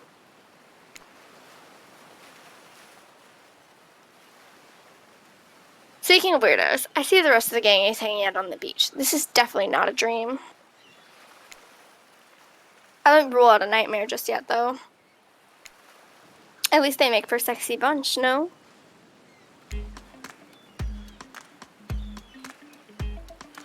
And talk about sexy. Here comes Trickster carrying coffee. Good morning, beautiful. Thought you might like a nice cup of joe to start this incredible day off, right? Yeah, that looks healthy. Trickster seems suspiciously cheerful. I'm sure there's nothing nefarious behind this joyful demeanor, though. Everyone knows musicians are morning people. I don't know about that one. I also want to wish you luck. Today is an important one. My only regret is that I won't be a bigger part of it. Budgeting issues. Also, I am swamped with my engagements, especially on the other island. Chester winks at you. If you want to ask him how to reach the other island now, never mind, he left. Well, at least you brought me a cup of... No, wait, don't drink that. What the hell was that? They didn't call him Trickster because he's good on a skateboard. He could be. And he definitely didn't get that name because he brings people drinks so they can have a good morning. That was almost certainly not coffee, and I don't want anyone casually poisoning, impersonating, and torturing you. Yet. This is supposed to be a tropical paradise, the type of place you give a 5 out of 5, 10 out of 10, 2 thumbs up, review to, not an eternal prison of pain. And please make sure to leave a review, it really helps with the algorithms. Just trust me, I'm looking out for you. So can we please move on? Hey, wait a second. How did a possibly omnipotent, possibly unrelatable narrator physically just knock the coffee out of your hand? Reliable. Whatever. Relatable. You're relatable. This is not Parliament, and the floor does not recognize the ocean to speak out of turn in this moment. Robert's gonna be mad at you. You took the second toot. There is no more. I need no recognition, for I am the ocean. I dominate the land. I submerge those who defy me, and become their watery grave. I like wavy more. Actually, speaking of graves, I would like to say something. Something of grave importance. Fine, go ahead. Even if this place is an eternal prison of pain, I'm not saying that it is. Even a place of extreme horror can still receive a 5 out of 5, 10 out of 10, 2 thumbs up reviews. If it was crafted with love, and/or that's the type of thing you're into. You know, the ocean is right. A lot of hard work goes into a place like this. You should really judge it on the artist's intent and whatever possible, start from the mindset of giving them the benefit of the doubt. Constructing these elaborate simulations, vacations, it's not easy to do. Sometimes there are some small bugs or inconsistencies, but that's just the nature of the process. Perfection is overrated. The universe is filled with mysteries. This is really behavior trying to say, like, please rate our game good. We ought to celebrate those who venture to bare their souls as part of a creative process with the ultimate intent of making things for our enjoyment, not be overly critical of them. Are you trying to sell me on this place actually being good? You don't have to say it like that, especially after saving from that poorly made cup of coffee. Sorry, we couldn't have been here 5 minutes ago. They do this on the second morning. Oh, they always do this on the second morning. Got word. Sad, really. Even if they do make some great points. 5 out of 5, 10 out of 10, 2 thumbs up. Let's go to that Steam review right now. Oh sure, they make great points. I agree. Can we please move on? Yes, of course. Apologies, Fido. The last few minutes aside, have you been enjoying your time here on this island? Been having a lovely time? Yes. Been really entertaining? Yes, I'm not suspicious. There's no option. That's what I did last time. So what do you think? Lovely time or really entertaining? It's been a lovely time. If I were to summarize my time here, I'd say it's a lovely time.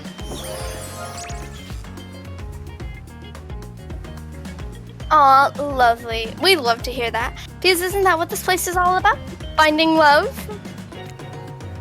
Now, Shut up, Dwight. You'll get us all killed. Again, and again, and again. the terrified Dwight face is a lot worse than the terrified Claudette face.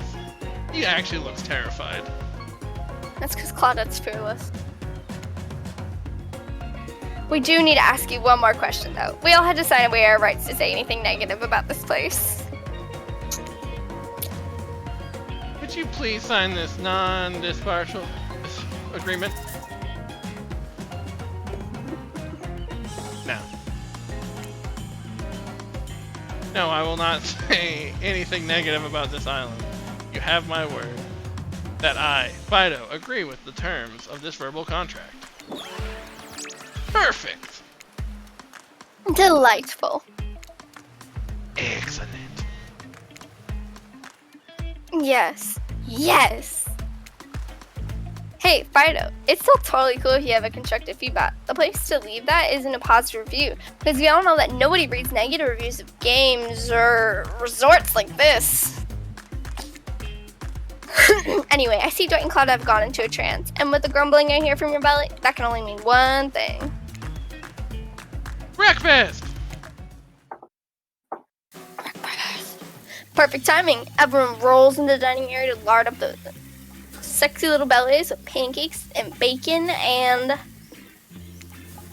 so much for maintaining these beach bods. We're all half naked in a tropical paradise. Can we get some strawberries here? A yogurt? Magic powers only get you so far. Even killers watch their sodium intake. Isn't yours kind of fatty? I don't know. You take your plate and sit down, thinking about yesterday and the whirlwind of feelings you have experienced. Danger, dread, disorientation. It was like going through puberty again, except all in one day on a beautiful and mysterious island. It looks like you're not the only one doing some introspection, though. Trapper stands up to talk about how his day went, in case anyone was wondering. Personally, I wasn't. I can't imagine you could make me any angrier today than you did yesterday. But I really hope you do. I really, really hope you do. Unrelated. Has anyone seen where I left my cleaver? Ha ha ha ha! Just kidding. I always know where my cleaver is.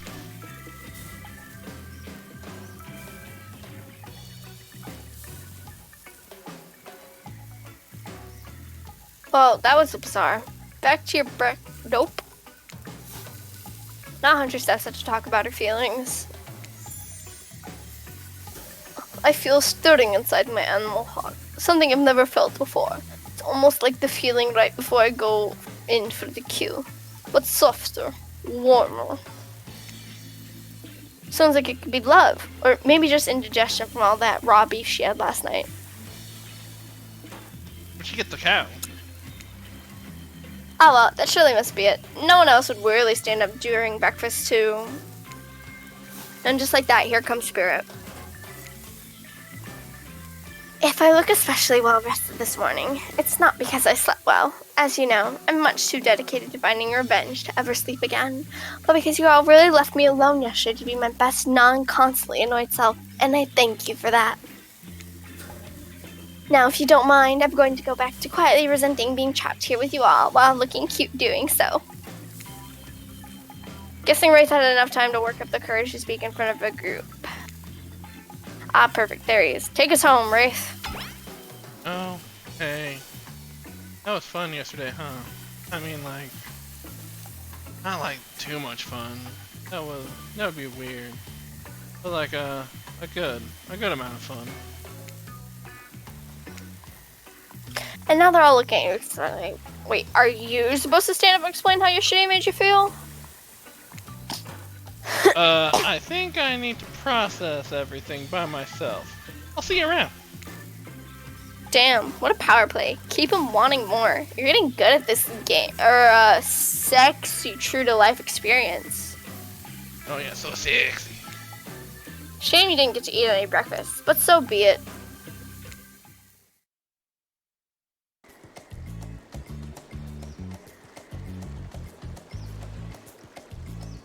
After breakfast, you head to the hot tub by yourself to clear your head. Yesterday was, in short, a lot. Before you get there, though, something catches your attention. You hear that?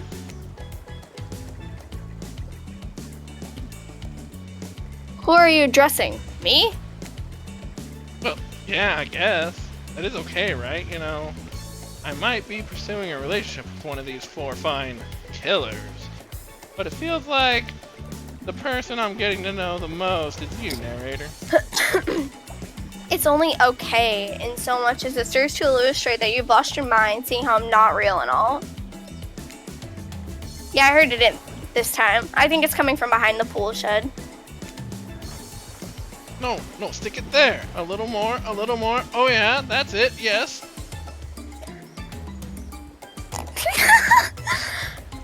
How does that feel? Intense! Nice. Yeah, that feels right. This is uncomfortable. Now, I want you to take that and put it right. Yeah, you know what I'm talking about. Just like that? Exactly like that. I swear I had no idea these two even do, whatever it is they are doing. I'm afraid to look. Please say something so I know you're close by and can hear everything. Oh wow, look at this cool bottle of Trickster brand suntan lotion somebody left on a chair. Anyone know where I can buy some? Damn it! Oh, come on, a little privacy, please. Dwight is fainting and Claudette has a crazed look in her eyes. Yeah, that's a pretty crazy look.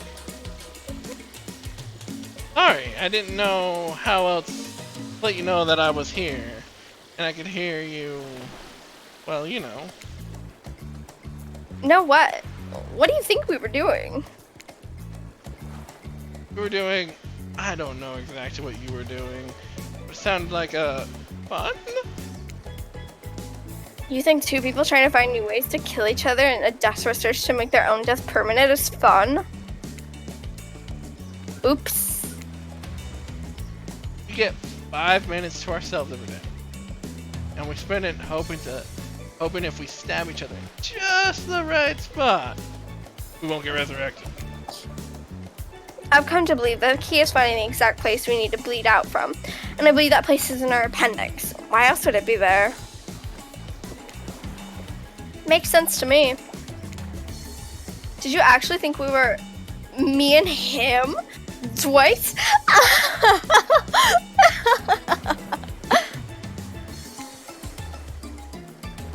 Don't have to laugh that hard to get it.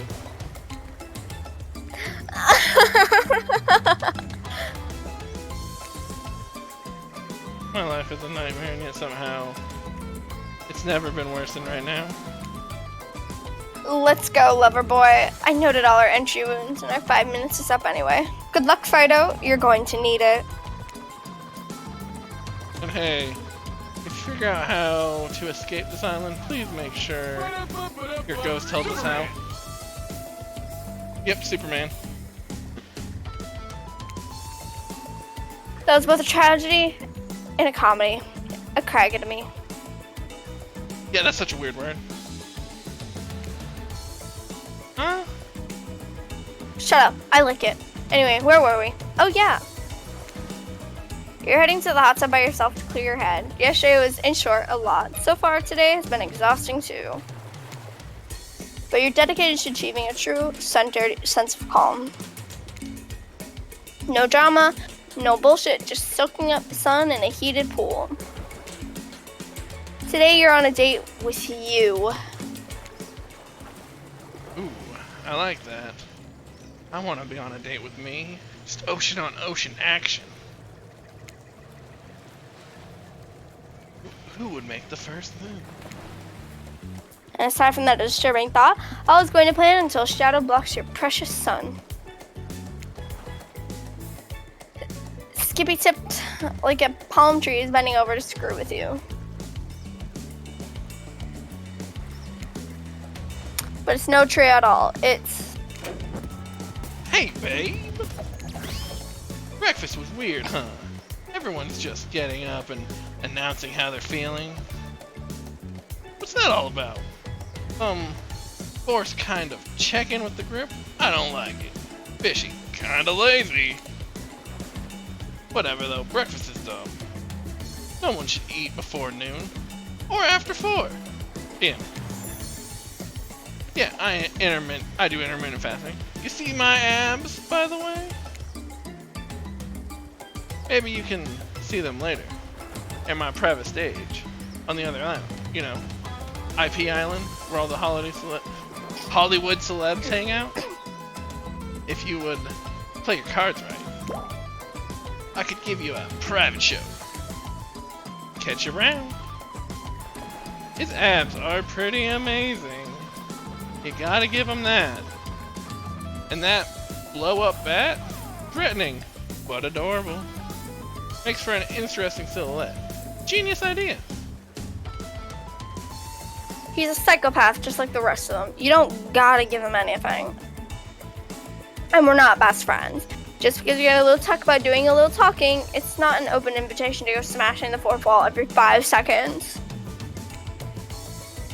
Okay, now that that guy's gone and we got some ground rules established and we're definitely going to abide by, it's time to lay back, take some deep, slow breaths, and... Nope, another shadow. These people will not leave you alone. Let's see who it is this time. Ah, yes, Huntress. That makes sense. You two have gotten pretty cozy. We should get out of here. I know a place that's quiet and out of the way. No one will be able to hunt us. I mean, hear us there.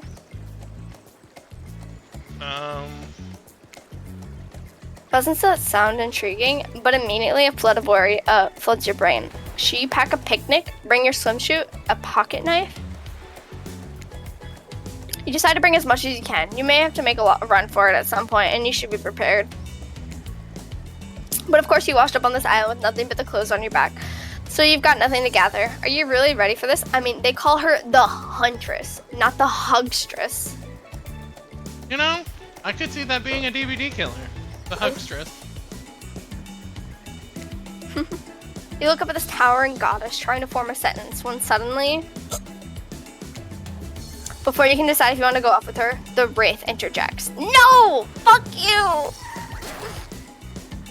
I don't usually do this, but I had a dream about you last night, and yeah, I mean, not like a weird dream, but like, I don't know. I wanted to tell you about it. You want to maybe hang out with me today? Why am I so bad at this?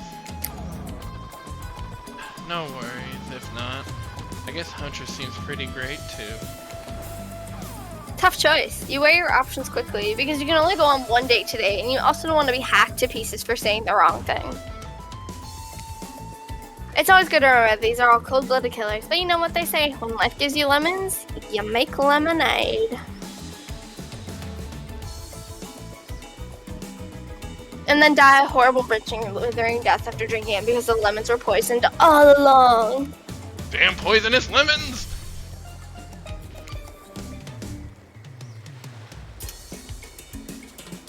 Sorry, this sandwich really got me tilted. So who will it be? Huntress, of course. Think about this. We gotta go with Huntress. Wee! You and Huntress make your way to the secluded beach house. Your heart thrums in your chest. Don't look it up. Thrums is a real word. I swear. Are these nerves of excitement or terror? Isn't it fun to mix the sexy and the horrifying? Is that their way of trying to say we're using college words now? Huntress is quiet as a mouse as she guides you through the island forest. You struggle to keep up with her. She moves like a jungle cat, all muscle and silent, leaps across thorny brush. She yelled suddenly and crashed into her, having been desperately trying to keep up. You follow her gaze and realize you've arrived. A cabin in the woods. Obligatory in nearly all horror films and stories, and you come here willingly with a fearsome killer. Great job. The cabin is cozy, but something seems off about it. You can't quite put your finger on what it is. Huntress stares at you through her bunny mask, cocking her head to the side as if trying to gauge your reaction to her hideaway. Are you going to invite me inside? Oh, why do you need an invitation? Are you a vampire? No. Oh. It's just me or does Huntress seem a little disappointed? Didn't peg her for a lover of the Fang, but hey, I don't judge. Yes, you do demand to see Life's manager. Or, you know, when your god gives you lemons, you get a new god. Yeah, I played Portal 2.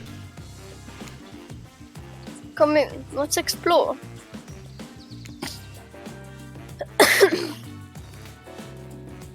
You follow her inside. It's creepy, rickety, and definitely not up to code, but it has a certain homey charm. You know, looking at this room, it kind of looks like a Phasmo house.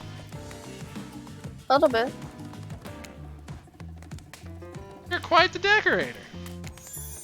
She blushes. Indeed she is. A chandelier made of bones hangs delicately from the foyer ceiling. A collection of trinkets lies the mantle. Something tells you that the people who once owned these things are not in this mortal coil anymore. Could you be Huntress's next victim? That's fine. The thought gives you a wicked thrill. Hey, she's looking at you again. Well, what do you think of my collection?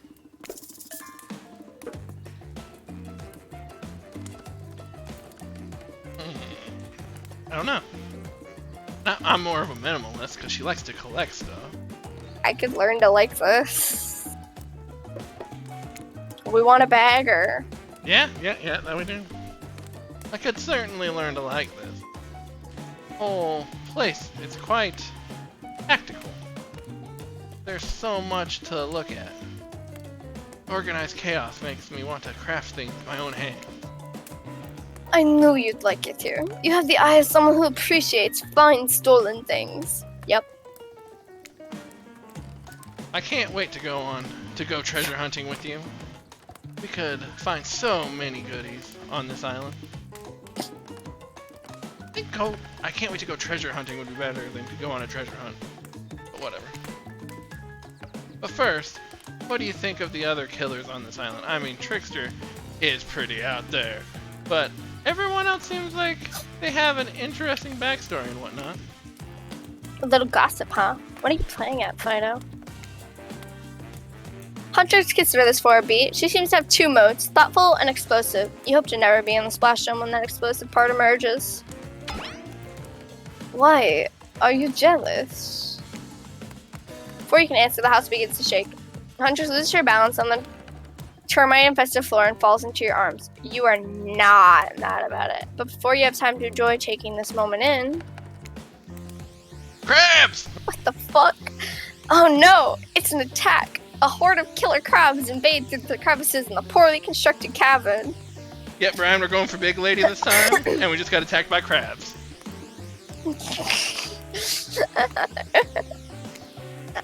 They race at you in the Huntress in swarms, clacking their razor-sharp claws at you. You must act quickly. What will you do?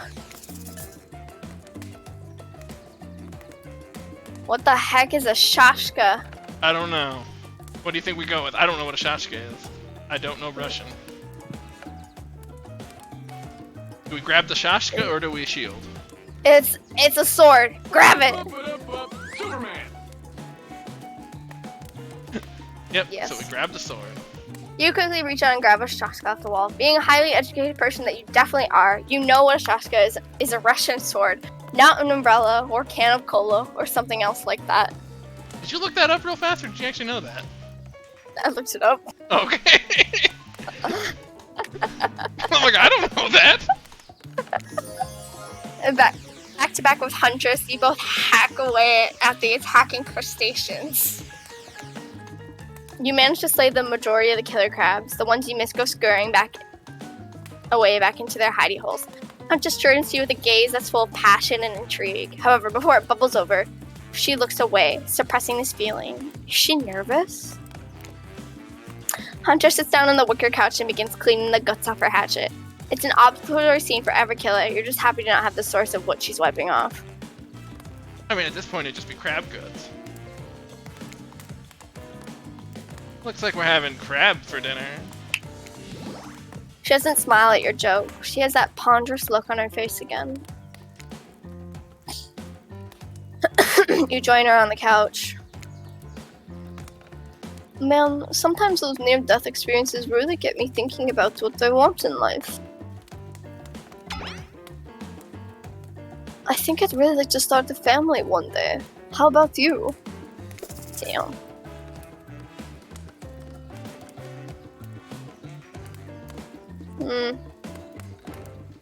Maybe one day with the right person. Really, I thought with this one you'd want to say of course because she was kidnapping all those kids to start a family. True. Of course. Of course, I love kids. Would love to be a parent one day. Huntress smiles. Hell yeah. I loved my dear mother so much. I can't wait to have that sort of special relationship with my daughter one day. Teach her everything I know. What's up with you and the awkward face, Robert? Random awkward face emote.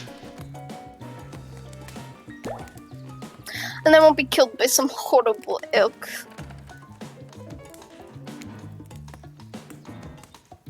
What were you like as a kid?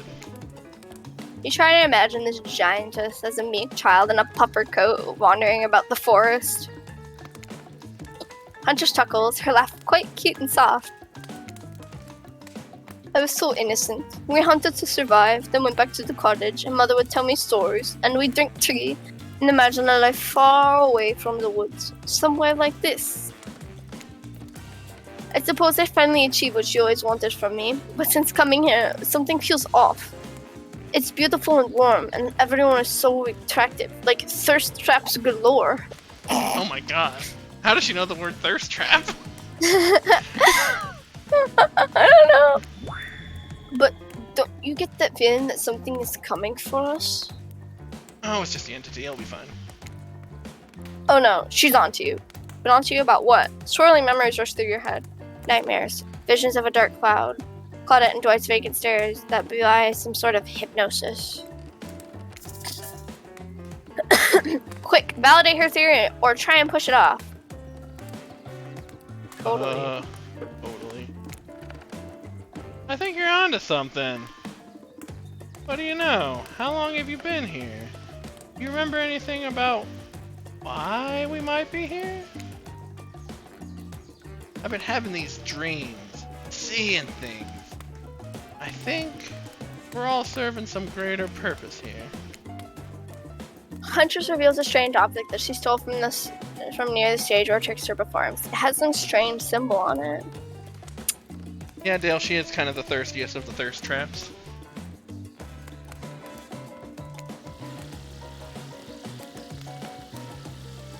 Truthfully, it doesn't seem that strange to you. It's just a glass bottle. However, the label is interesting. She hands it over to you before she can explain her theory. Claudette and Dwight burst in on you and interrupt. How did they find us? We might have a dramatic... We have a dramatic announcement. But it needs to happen back at the beach. Remember, they're watching everything. You arrive at the beach and realize you were set up. There's no big announcement after all. So, Brian says 10 out of 10 would be stabbed again. And then Robert says sick and thirsty. Which, yeah, fine. Agreed. What we have here is a good old-fashioned rivalry. It's true. Exactly like that voice that we can't hear and certainly aren't referencing says. We were forced to interrupt your lovely date by another killer. They're here and ready to make you an offer of love you won't be able to deny. Oh god. Trapper emerges from the water. Is he in slow motion? He's pure thirst. He's Paul Newman on horseback. He's Denzel on the cover of GQ. Manly manulus brought to life. Oh my god. The heart background with that pose of Trapper. It's something else. Also, was he holding his breath under there this whole time, waiting for his cue? That's committing to a bit if I've ever seen it. Heard you spent the day in a quaint cottage. That's cute. How about a quaint mansion? Or better yet, how about one on each continent. And yeah, I'm including Antarctica. I'm really, really rich. Think about how cozy we can get there in a snowy 10-bedroom chateau. One of those pools that is half indoor, half outdoor, but nice and warm throughout. That way, you can kill a mama polar bear from outside while watching her cubs cry over her body from the inside. Oh my god! Wow. That is quite the scene. It's horrible. Wow, Trevor's the real deal, and by real, I do mean really, and by a deal, I mean evil. Plus, you really want to hunt for your food for the rest of your life? With me, you get it both ways. Savagery and someone to clean up after you. Sounds nice, huh? Ugh, as if. That life isn't for me, bruh. A bro, sent him with a bro. I'm very impressed you can speak with implied quotation marks. Very cool. The guy's total douche nozzle. Try hard much? He's like the turn of the century Pacific Northwest version of Wall Street, bro. Trust me, it tracks. Fuck. Patrick Bateman with a huge chip on his shoulder. You wouldn't go with him if he were brandishing a cleaver at you. Oh shit, he is. Thanks, but no thanks. Thanks, but no thanks. I'm into a quieter lifestyle. I relish my independence, and I don't need someone to wipe my butt for me. Be nice, though. You run back into the huge arms of Huntress. She hugs you tight. So tight you think you feel the life leave your body for just a moment, but it hurts so good. You know what? I'm impressed that you stood up to me. I appreciate someone giving me their total honest opinion, even if it makes me want to carve out your liver. And the butt-wiping comment? That's not what I meant by clean up after you. I'm not hiring someone to do that. For me, the moment I get home. Oh, I am hiring someone to do that for me the moment I get home. That was so messed up, bro. Whatever. Trapper leaves and you turn to Huntress, walking in slow motion back into the water. It's pretty weird. He's just gonna stay in there all night. Shall we continue with our date? Huntress leads you back to her cabin. You thought you'd remember the way, but it's like the forest has completely changed. Nothing is familiar. Better not get lost out here. It went night really fast. Can you believe that guy? Classic Trapper, pulling a move like that. I'm so glad you chose me though. I don't think we've explored all there is between us yet. She winks a bunny masked eye and scoops you up onto her back. Hell yes. Huntress runs through the woods with you piggyback riding her. The wind ruffles your hair. Animals clear a path for the mighty woodswoman as she races by the lead from the famous teen vampire drama, that one scene where he calls her a spider monkey. Huntress doesn't call you that. I don't know what they're talking about. I don't. Okay. I have no idea. Whee! Yes! Eventually, she gently lowers you to the ground and you take in your surroundings. A wooded clearing in the forest. I mean, there's nothing wrong with that. You can pick whoever you want to date.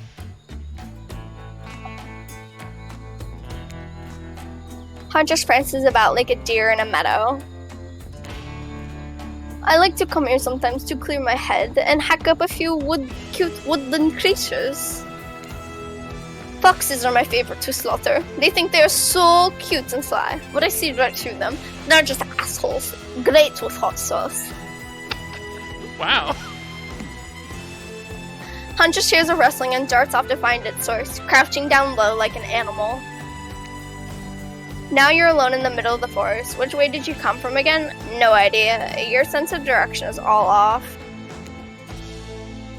A mother's voices floats through the air, landing upon your ears like syrupy honey. Come find me. Oh boy, oh boy. What instructions? I guess it's just ready. Yeah. Oh. Okay. Hey, not bad. I hate skill checks. Oh, not bad. Come on, find her. Fuck. Oh god. Nudes. I'm sorry. It also doesn't stop like right when you press it.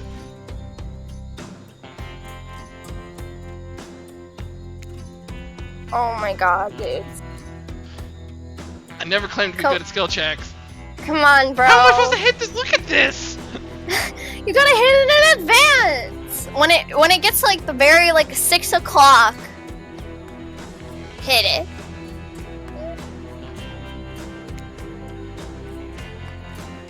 It's not what I meant. Darn it!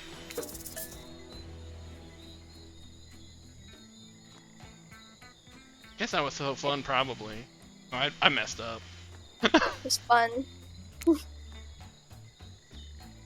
so good at hiding. I'm having a real blast. Thanks. You say it takes 10,000 hours of practice to get good at something. Be a master, yeah. Hey, they do say that. That was fun, huh? I keep trying to just relax and have a good time, but it's really hard for me. Anytime I let my guard down, something terrible happens.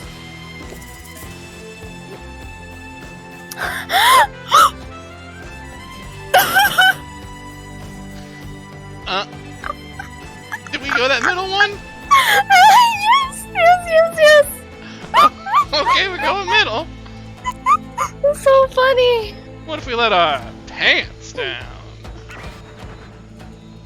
Oh, come on. I was trying to have a serious moment. Is this all jokes with you? That was a good line. Sorry. Sorry. It was the adrenaline from the game. Got me in the mood. Read the room wrong. Oh look, Claudette and Dwight are back. Oh god. Damn, we actually fudged that one. Okay, we swear we are here for a good reason this time. Yeah. No one is manipulating us this time. It's just time for dinner. Come get some grub. What a fun day you've been having. I can see it written all over your face. You're shining, and that's not just a remaining anxious sweat from spending an afternoon courting a psycho killer. No, you're really feeling the whole romantic experience. Don't worry, I'll keep your dirty little secrets.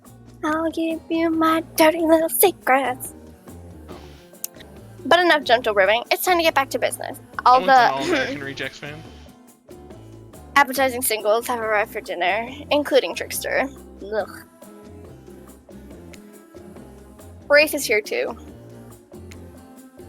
We're not going to do the guy where we cram them all and scream at the same time again, so just believe me. They're all here, and they're just as sexy and demented as you remember them. With your love on the line, everything is being careful not to offend you by saying the wrong thing. Congrats, by the way, on getting this far. I'm as surprised as you are that these 4 are falling for you. No, not because of your personality, but because you just met them yesterday. Oh, I thought I was gonna say, because we're gonna already tell you fucked up and had a game over. However, since Spirit seems like the biggest long shot to end up holding onto your heart, she throws caution to the wind and speaks up. It's a pretty small consolation prize for being the least loved killer on Murderer's Island, but hey, letting them have this one moment in that spotlight is the least we can do, and heavens knows they won't do any better than that. Clearly, I needed you a little more to be part of this group, or I'll be alone forever. However, I don't eat, and I like being alone, so I take it all back. I don't care what the group has for dinner, as long as we start with shrimp cocktail. Didn't she just say she didn't eat? I don't know. I saw a movie once where these ghosts turned shrimp cocktail into haunted synchronized dance, and I'm still working on how they did it. They had Beetlejuice. You mean beetle? Ah! Fido, stop them from saying it! Beetle shrimp. The most rare and delicious type of shrimp. Beetle shrimp? Is this some new species? Because I've haunted many beetle and many shrimp, and I've never heard of beetle shrimp.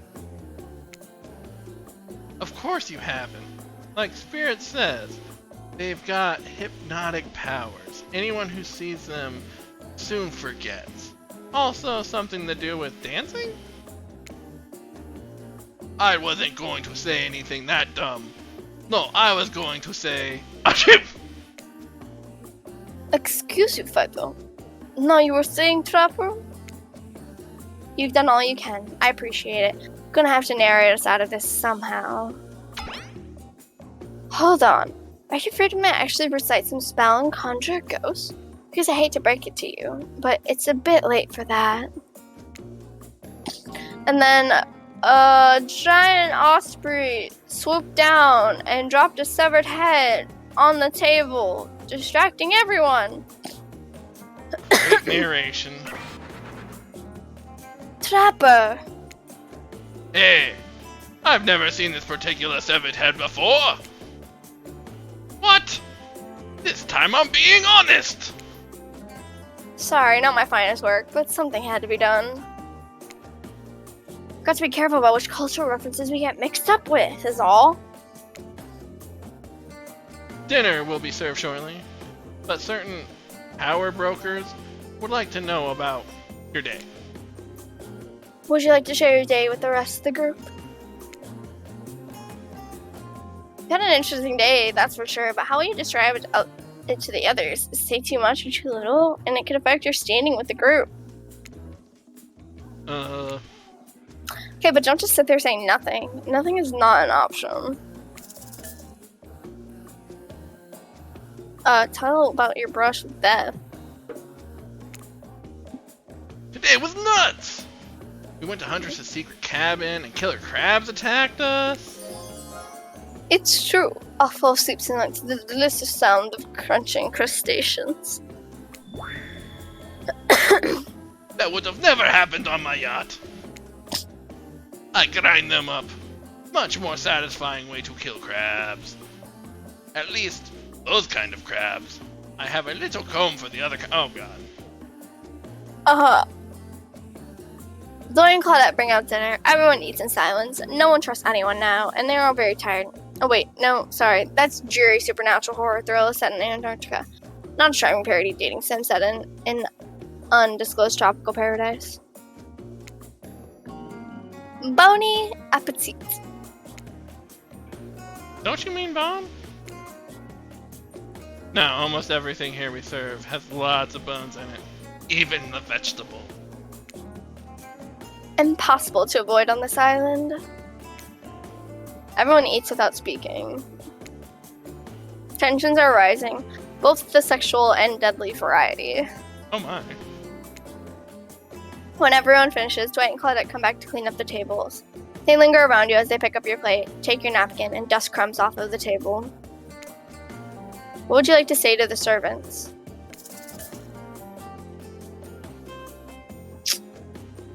Ooh.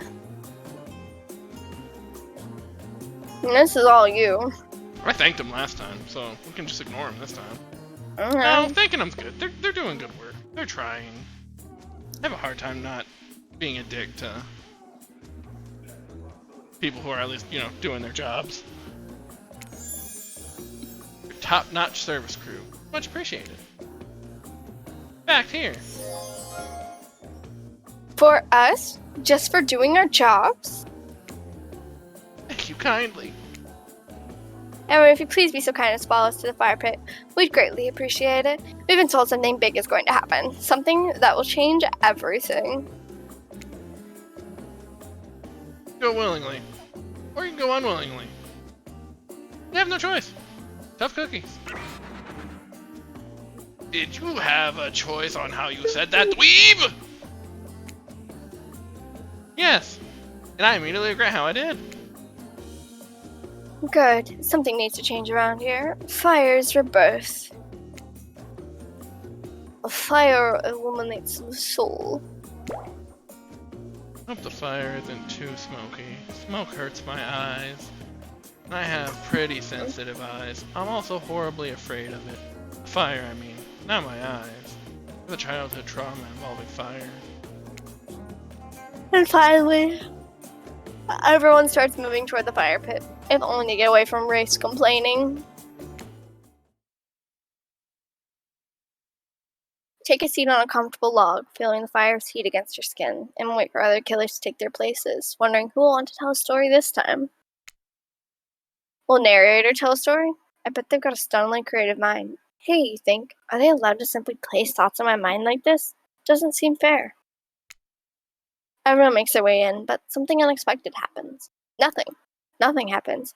Something almost always seems to be happening here, so nothing is probably not a great sign. Oh, cool. And now everyone's looking at you. So, do something.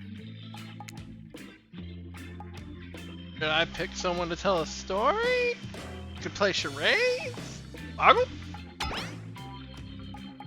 Well, we're actually thinking, why don't you tell us a story? Ray points a spine and skull staff thingamajig at you. You duck out of his way. Who knows what that thing can do? Probably shoots lasers. That'd be better. Try not to bore us. We're just very interested in you. Don't speak for me, Huntress. Now you can tell if you're warm from the fire or if it's your nerves heating up. I know that the fire is right here, but maybe if we stop talking about it all the time, we can start to pretend it's not here. It doesn't, threaten to burn us all alive. He's not supposed to hear me. Get out of here, Wraith. Fido was about to make an important decision about telling a story or not.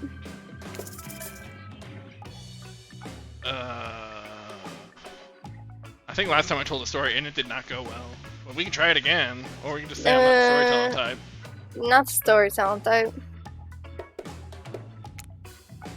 I'd rather not. Why? Do you have something to hide? You're telling us you don't have a single story in your entire life. So sad. Truly, humanity has reached this crumbling there. That's a weird word. I just want to hear your voice. Why are you being like this? I think because we're going for one of the strong ones, we should be strong, right? Yeah. Because I don't want to, and that's all. And that's that. That's all. I'll remove. I respect that. Okay, that's not a very good story. I don't mean to insult you, but it was actually quite bad. Sorry, but this narrative keeps it real. We can't just end there. So who else would you like to hear a story from tonight? You look from killer to killer, trying to decide who might be the most entertaining. I've heard the spirit story on this one. It's just a melodrama. So, which one of the other three would you like? The Huntress can tell another story? Yeah. It's not backstory this time. Huntress, you seem raring to go. Let's hear from you. Sure thing. My neck of the woods isn't wanting for horrifying mythology. Mother once told me a story of a young man who was traveling back home after the war. Which one? Doesn't matter. Just wanted some backstory details to paint a picture. I'll paint you a picture if you want. The man was lost and running out of food rations. He stopped to rest for the night underneath a majestic birch tree. That's when he saw the woman, naked skin glistening in the twilight glow. Ha! I'm invested. Hey, trickster! They sang a haunting melody as they made their way downhill towards the inviting lake. Enchanted by the music, the young man followed the parade of beautiful women until they stopped in a clearing next to the water. They turned to him and smiled. One woman with long red hair stepped forward and reached for his hand. The others began to play music. Flutes, lutes, tambourines. The melody was intoxicating. The man's feet began to move beneath him. He was dancing, moved by the magical music of these mysterious women. Twilight darkened into night, and the man grew weary. But when he tried to stop still his moving feet, he found that he could not. "Help! I cannot stop dancing," he cried to the nearest woman, a slender woman with green hair. She drew near to him, and he saw her features distort into something horrific. She was bloated, an eye hanging from one socket, skin the color of algae, or slaca. I hope I'm not supposed to know what that is. Her true self.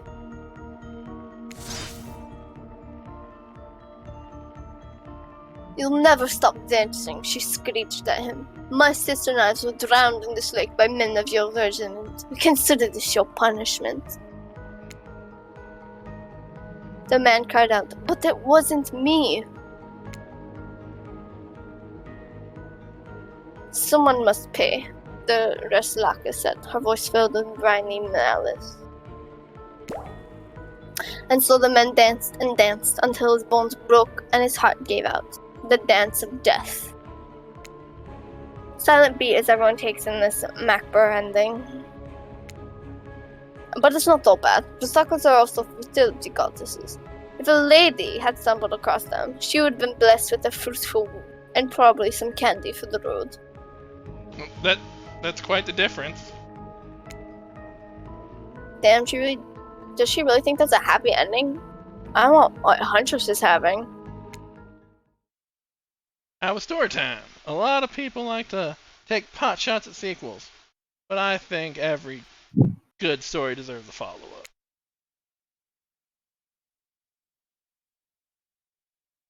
When you think it's the end, the sequel is almost never as rewarding as the original. That's why I'm much more a fan of the episodic style of storytelling.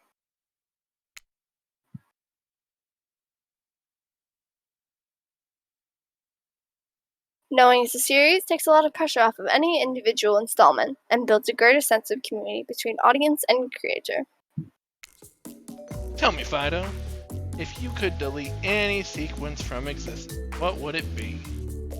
Don't answer that. We don't actually care. We're just here to make sure that they seamlessly move on to the next segment of the evening. God forbid my small talk gets in the way of a romantic Twilight moment. Dwight, I'm gonna need you to shut your yap trap. You know that we need to get back to that thing we do whenever we're not on screen. Okay. You have fun tonight and try not to, wink wink, end up dead. What? Why do you say the words wink wink out loud? What kind of double entendre are you getting at? That ends with end up dead thing. Dwight is physically incapable of winking, not since the accident. And you do know that all of these people are despicable criminals with double-digit kill counts, right? Well, except Spirit. She really doesn't belong here. She's strictly a victim, not a proprietor. No wonder she's pissed. Perpetrator. Son of a bitch! Sorry. Did I hear somebody trash-talking Spirit? Deal me in! What do you say we take this talk to the hot tub, so I can soak this bod while I roast that ghost with some killer hot takes? Please, enough talks of burns. Things that are lit or getting blazed. It's enough that these activities have to be set next to a literal fire, but I must be surrounded with figurative flames as well. What if we turned and ran as far as we could from this place? Just you and me. All the spongy legs, you're probably tired before you got too far. It's running away to someplace more secluded to find those out there. They should obviously join me. Have you seen these legs? Pure power. Not that my walk speed really reflects my giant stature, but that's because I choose to move slowly for stealthy reasons. It's my own choice, and it's completely logical. Oh, that's a hit for her moving slower. Why is everyone so obsessed with comparing themselves to each other and creating drama? I'm so over all that. Don't you get it? Society wants to trick you into fighting with each other so that corporations can swoop in and sell you fake solutions to all your fabricated problems. I'll be sitting in the shade and drinking something locally sourced while thumbing through a public domain novel printed on recycled paper because I refuse to play their game anymore. Still Bella. I actually know that one. It's like she's actively trying to be unappealing as possible. Does it really turn anyone else on, or just me? That was a trapper, you know. Son of a bitch! Wraith moved and I thought it was Wraith! Also, Roslaka, typically feminine entity, also malicious toward mankind, and are frequently associated with water. Normally, it's normally a virgin who is drowned. Huh. Despite Trapper's insatiable appetite, it seems his attention, along with the attention of everyone else, is still on you for the moment. If you could, I don't know, just pick one of us maybe. We could move on with our lives, or you know, some special projects we might have going on. You heard him. Who will you head off with for an evening activity? I'm just saying, you may not get a ton of chances to date around like this before your time on Murder's Island comes to a close. And no, I'm not satisfied with that name either, but with the streaming reality TV dating show boom happening, it's pretty much all that wasn't taken. It's true. Which killer will you pick? And yes, you're back to excluding Trickster because, ugh, that guy. Oh, we've decided Huntress. Huntress, yeah. Huntress. You know, I had a feeling you'd pick me. You've got good taste. And I don't just say that because I'm considering eating you. Huntress looks as she eyes you up and down. You've never felt like a literal piece of meat this much in your life before. What have you gotten yourself into? Well, I've made my choice. Let's go over to the bar. I'm going to make you into something special. You and Huntress whisk yourselves away to the bar, and when you arrive, you find an arrangement of arts and crafts supplies. And are those taxidermy tools? Cool. Are you freaking out? I'm not freaking out. You wonder what's going through Huntress's head. Though she's bubbly and enthusiastic, you're always terrified she might snap. Nah, it's fine.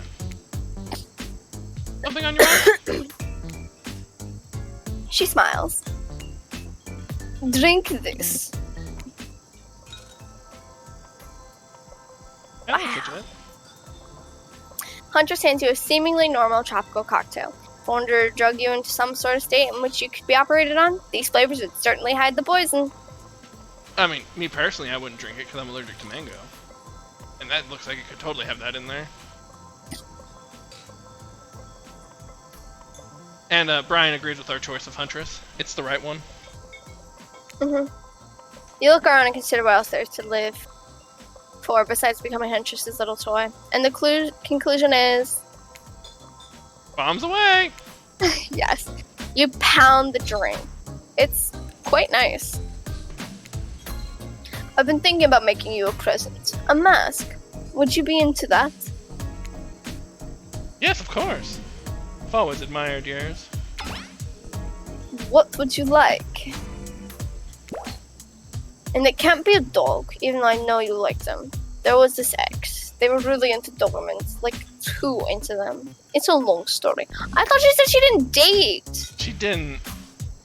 Ah, they're being inconsistent. Table flip.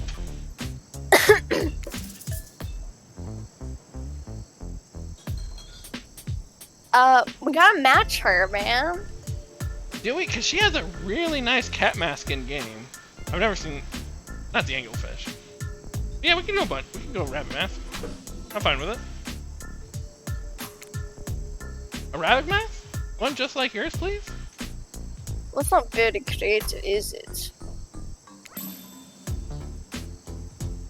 Huntress is annoyed, but then her face lights up. Or, wait, is this brilliant? We can use this as a tactical advantage. Like, there's two of us. We can attack from both sides. Yes, that's exactly what I was thinking. Well, I know what I'm going to be working on tonight. All alone, in my skimpy pajamas. Skimpier than your day dress? Huntress winks at you. Just like, get out of here. This is a celebration. Okay. I don't know about this one. Get out of here? These drinks are making me pretty sleepy. Should we, like, get out of here? Maybe go get directly into your bed? No, that's not how tonight goes. I mean, it's not how it's supposed to go. Not yet, at least. Kooky kids. Soon. Oh my god. Huntress, you got lots of hobbies. Why don't you share something with us you're passionate about? Something less deadly than throwing axes. Or chasing survivors. Maybe just a thought. Making more masks? Or wait. Making matching gloves? No, you little joker. I'm thinking of a different type of making. Making our victims die fast, medium or slow deaths, depending on the mood we're in. It's another round of be careful what you wish for on Murderer's Island. Dwight, I need your help. Doing something in a different place entirely. You read my mind. Meet you there. I'm talking about mycology. You know, mushrooms. I picked a lot of them, and I'm very familiar with which ones make for great soup base and which ones make you super dead. You know, that's actually a very useful skill to have. Mm-hmm. I just assume that they're all gonna make me super dead. And step and burn them all. I'll show you two mushrooms. You point at the one that's safe to eat. Okay, that sounds easy enough. The safe to eat one is the totally black one. This one? I'm calling it. I'm calling it. I'm believing ya. Dang! Correct. It's called the Black Trumpet, and boop de boop boop de what? It's delish. Boop boop doop. I don't know. Yeah, that's a weird one. That's a weird one. Oh. Oh, man. I think that's what it was. Trumpet. Yep. Next up, this one is very easy. I'm sure you'll nail it. Point at the one that won't result in almost instant death if you eat it.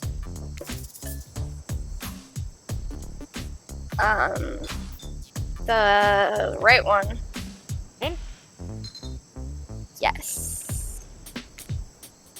But oh, you wouldn't have seen the Deadly Dapperly, which is a name that is both adorable and well deadly. Adorable and deadly. You're not anyone like that.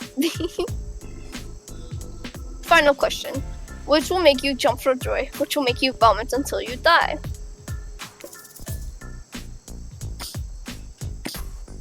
So far, these have all been the answer. Yeah, So we're just assuming that, because I don't know mushrooms. sure. Oh jeez, I'm sorry, hon. That's a destroying angel. It's very deadly, not to be confused with the wish-granting angel, which is what you might imagine you see while you're hallucinating on your deathbed after chowing down on one of these. Oh, damn. That was fun, right? I feel like flexing a little more than just my biceps for you. Alright, let's see here. Calibrating your answers, and... Not great. Not all wrong. But it only takes one poisonous mushroom to put you down for good. Guess you'll just need to keep me around so you don't shove anything deadly in your mouth. Yep, that's a good point. Huntress claps her hands giddily. I appreciate you spending your time with me tonight. I know the other killers are all very alluring in their own way. It means a lot that you'd spend time with a forest bumpkin such as myself.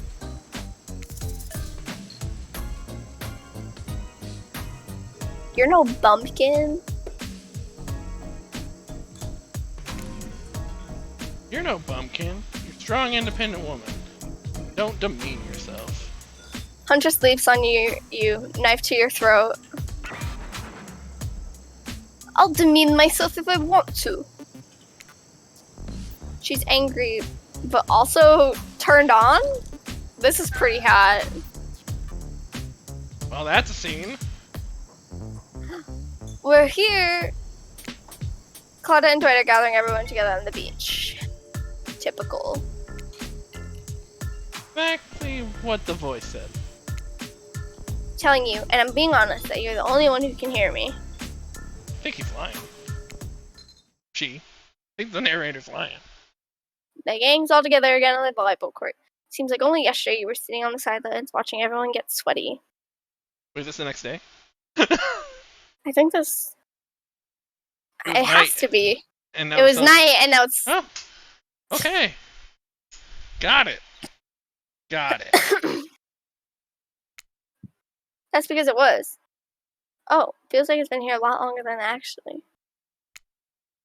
So late that the sun is already beginning to rise. Better get this over as quickly so that I mean you can get some beauty rest. Oh, we stayed up late. Oh. I do not recommend the eternal damnation of perpetual naturdom. Good thing you really used your time well since then. Really getting to know the gang, the brain, the mogul, the basket case, the psychotic bunny girl. You know the 4 types of people. Wait, who's supposed to be what?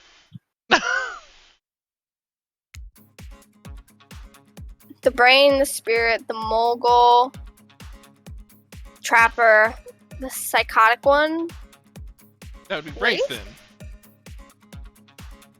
I figured the trapper would be the psychotic one, but he always talking about money. So the mogul makes sense. Anyway, whatever. Anyway, everyone's got on a volleyball court for a new type of game. Pick your dream date and see who Fido chooses. Oh my god. Who's ready for a round robin? How round are we talking? No, not to eat, Huntress. Each killer gets 2 minutes to tell you all about the dream date they have planned for you tomorrow. In no particular order, which is a weird thing to mention, right? Almost like order does matter. Here, why don't you go first? Get this over with, and then you can go back to reading your book. Stop talking. Hit us, Spirit. Figuratively, damn it. Dwight, you gotta watch your words with these people. Them in the background's kind of nice. I like that. Tomorrow, you'll spit in the face of God, die, and be reborn anew. That's it? If you're not intrigued by that, I don't want to. Go draw Karen out of a trap or dig up whatever mysteries with Ray. I don't want those guys to do all day. Do you want to at least specify which god you'll be spitting in the face of? All of them! Oh, sorry. All of them. Don't know why I thought that was gonna be Dwight. Okay then. So, hydrate tonight, and if you want to hang out with Spirit, if you intend to hang out with Spirit. Trapper, without further ado, would you like to make us all uncomfortable by pushing the boundaries of what's acceptable, not only in polite society, but within the narrative of this in-world event, and also the larger meta-narrative of the Dead by Daylight dating experience? God damn, they gave you a paragraph. Sometimes you just gotta say it. Why, yes! Thank you, I'd love to! So, Fido? You're thinking of picking me? Well, this is your final warning. Pick me and be punished. And rewarded. Tomorrow will suck. Probably. I'm not an easy guy to get along with, I know that.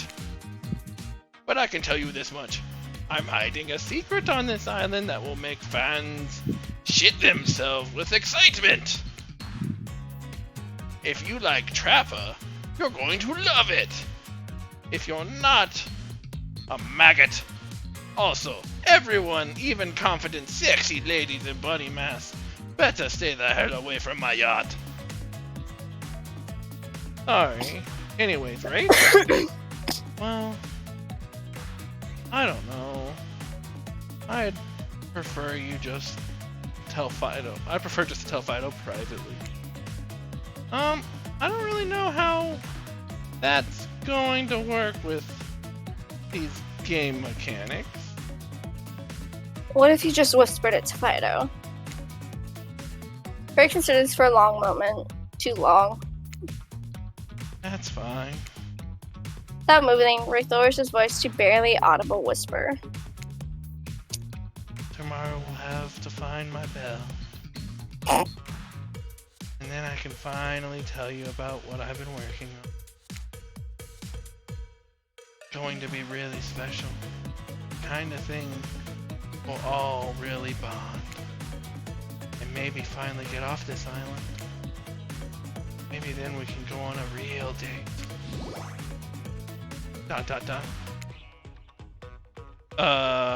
You done? That it? Rafe nods, proud. Great. Huntress, why don't you take it from here? Tomorrow morning I'm planning on a nice atmospheric breakfast on the yacht. Don't worry, Trapper. Won't even know it's gone. Stealing his yacht? What was that? Nothing. Go away. Then, boy oh boy, I've got such an adventure planned. It involves hunting for treasure. What kind of treasure are we looking for? Guess you'll have to pick me to find out. Let me tell you, it's primal stuff. Now, if you don't mind, I've got to start preparing, because it's clear already that you're going to pick me. That's true. Yes. Confident, mysterious. I like it. And time's up, everyone. Gosh, you'll need to dream about this option so you're ready to choose in the morning. Now go dream about all these swoon-worthy options so that you're ready to make a choice. Come dawn. It's already dawn! Have a swell night. It's already dawn!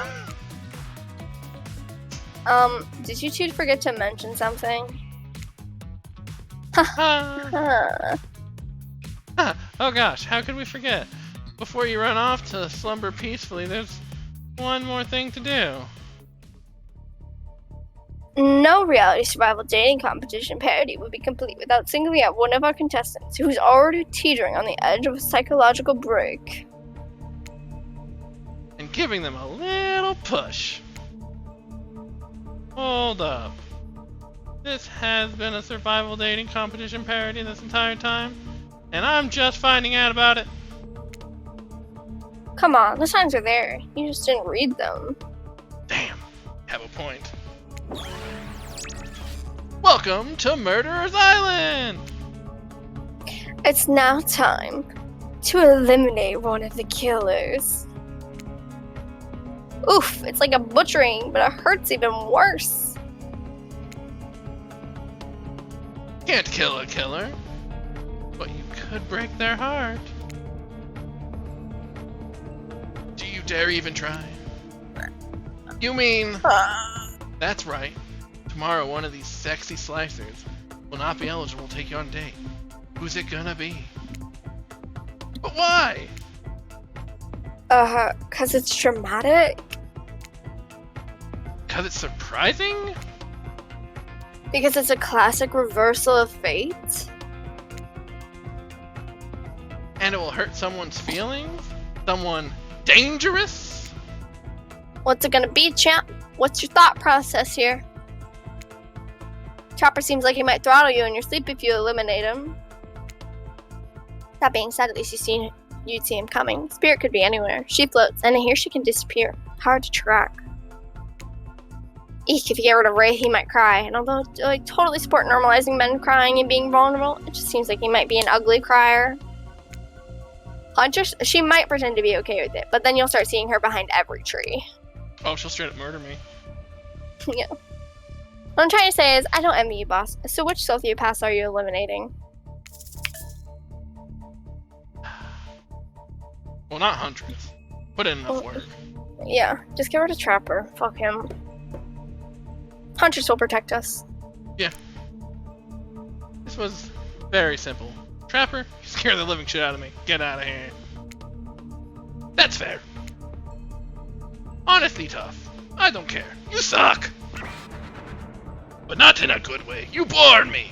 Your personality-free maggot. It wouldn't even be fun to kill you. Which I was totally going to do tomorrow the first chance I got. But really, it's a win-win for both of us. Still, might kill you though. I had a principle for eliminating me. Sleep with both eyes open, and have fun on your date tomorrow. Now that you've broken the heart of someone heartless, you really should get some shut-eye. And don't worry too much about the broken heart you've left behind. Because of course, they'll be receiving a consolation prize. They might not get to go home with Fido when this is all over, but they'll never sleep alone again. That's right, we're sending our limited player home with...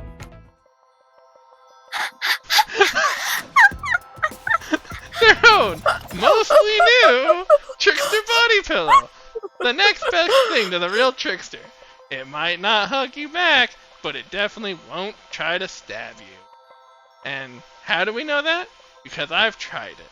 That's right, it's Dwight tested. Oh my god.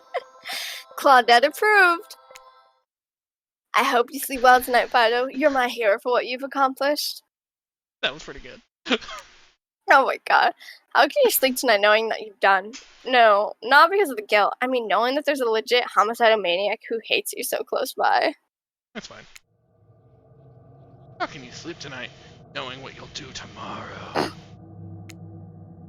I know how you'll do it, but you better go before Dwight and Claudette come back and put you to sleep themselves. You know those tools. Schedule, schedule, schedule. Wow, what a cozy way to end the day. An elimination? I didn't even know it was that kind of game.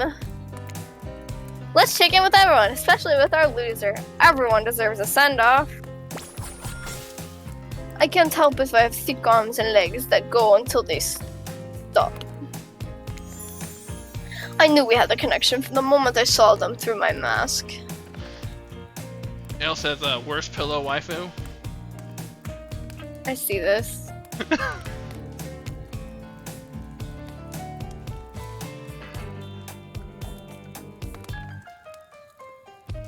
You can never be sure what's going on in the newcomer's mind, but I like my odds for tomorrow. It's so fun hunting for love and not for food, or vengeance for a change. And then, yeah, it's obviously not man of culture. I don't really know what's happening here. I honestly haven't been paying attention. Of course you haven't, Wraith. Oh, Fido. Sorry, I forgot. I'm focusing on other things. More important things. One way or another, I won't be here for much longer. Ugh. Ugh. I don't handle rejection well. At least I don't think I do. No one has ever been dumb enough to reject me before. Until now. Oh, burn. Oh. Oh. Yeah, the more I think about it, the angrier I'm getting. And I'm a giant rage monster. So everyone in this room should be scared right now. Turn the camera off. Did I think there was a chance I might get eliminated? Yeah, I did. Did I care if I got eliminated? Not even a little. Does the volume of words I spent talking about how much I don't care about things signify a deeper yearning within me to be seen, heard, and validated by those around me? Nah. What? No, you're not part of this. You don't get a confessional. It's cool, man. I'm not part of anything, you feel me? I'm not a cog in anyone's machine. I'm my own machine. This whole thing is pretty cute, though. Charmingly low-budget, old-school marketing vibes. Not gonna lie. Kinda wish I wasn't so busy right now. I'd definitely be down with a reality show-style dating competition with survival elements.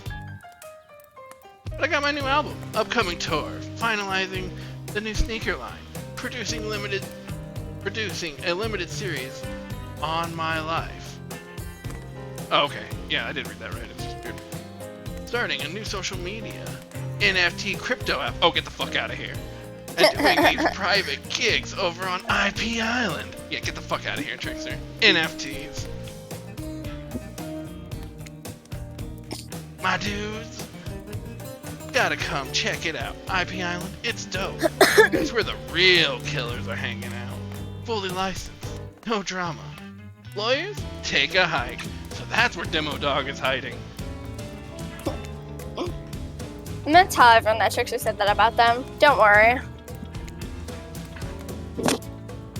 I'm not taking your favorite established characters from all their pop culture. That can't be seen on this island. Hell, you probably can't even mention them like Don't you say it. Look, we get it. You're very popular and in demand, but we have a game to get back to, and I don't want it to get sued. They could have probably got Ghostface. Because they licensed the mask, not the killer. Uh-huh. Dot dot dot. Dot dot dot. Ghostface. Come on. Yeah. Whatever. I don't even care. I'm the trickster. See you around, Fido. You too, narrator. I have a name, you know. You do? Yes! Seriously, they do not pay me enough to deal with you people. Is it my turn? What? No! No, it's not your turn. You're sentient water. How are you even sitting in that chair? What's a chair? It's the thing that you're getting all wet. Now it's gonna smell like mildew. Okay. Rude. Fine, let's just get this over with. It's your turn, Ocean. Do your check-in. Check-in? I was just looking for the bathroom. Bathroom? Are you serious? It's down the hall to the left. It's okay, never mind. Never mind? What does that mean? Ignore that puddle on the floor. No, not you two. This isn't meant to be a confessional time for literally every character in this game. It's okay. We don't have to confess anything. We've just been working our asses off for 2 days straight and wanted to sit down somewhere. Chair's wet. Yeah, I think the Ocean just peed on it. How is that possible? You know what? I don't care. You two are looking pretty pleased with yourselves. I've got something to confess. Oh great, what's it gonna be? You ate glue in 2nd grade, you cheated on an algebra test once. Watching Trevor get eliminated was the first time in this unending spiral staircase of pain that is my life that I felt even a modicum of joy. Every minute that I'm alive is a nightmare. This place, the sun, these sweet sugary drinks, it sounds fun for a long weekend, but for an eternity? The unrelenting rhythm of crashing waves and wailing seagulls It's like a ascending song of evil that makes me question the very foundation of the universe. Why am I here? Crescendoing. Son of a bitch! Why are any of us here? What kind of sentient being would do this? Please erase me from this existence. Make it so. I was never born. Pull the plug on this experiment and let my soul be free. And please, please get me out of this polo shirt.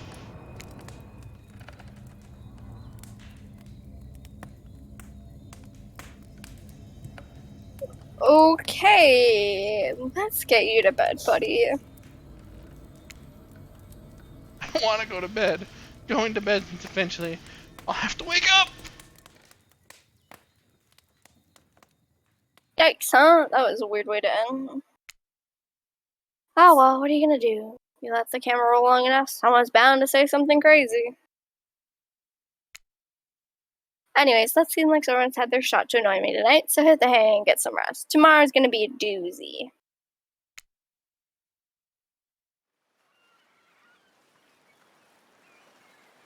Soft sunlight warms your skin, nudging you awake. Also, you're using a killer crab as a pill, which it's sort of okay with. Oh, neat.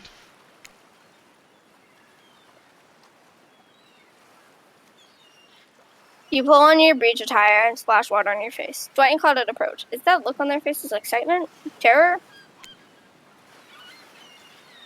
You notice your stomach flutters with butterflies. Someone's in love. Or even infected with zombie butterflies in your sleep. It has happened here before, but it's probably the love thing. Zombie butterflies are a thing on this island? Neat. I don't know. It's time. Claudette gestures over the beach where the killers all stand, flanked by tiki torches. It's a scene very reminiscent of a TV show you used to hate watch with your ex. Suddenly, a message is clear. You're going to declare your affection for a killer in front of several other killers. Hey, is Trickster supposed to be here? We paid him good money to make some half-assed cameos in the show. I'm gonna chew his agent out. Before they walk over for your big moment. Don't you think we haven't noticed how kind you've been to us, Fido? It can't be easy being thrown onto a mysterious island for seemingly no real reason, surrounded by terrifying killers, trying to manage your most primal impulses. Murder, making out. And you've kept a cool head and treated us, your friendly island hosts, with dignity and respect. So don't tell anyone we told you this, but... Claudette and Dwight look around conspiratively. Just a little hint for you going forward. Don't try to go all the way with a killer who isn't into you.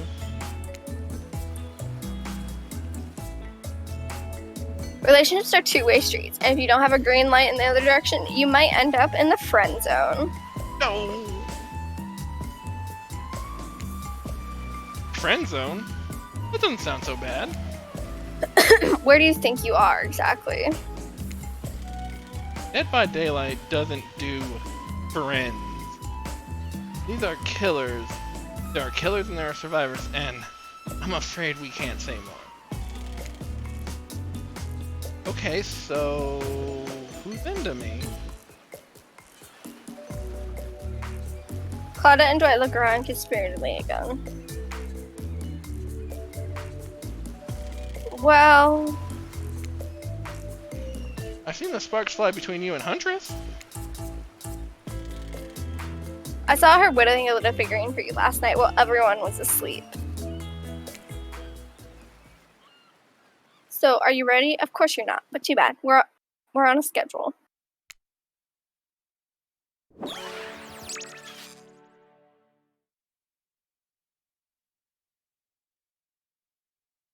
You make your way over to the row of hotties. Claudette and Dwight stand off to the side, hands behind their backs.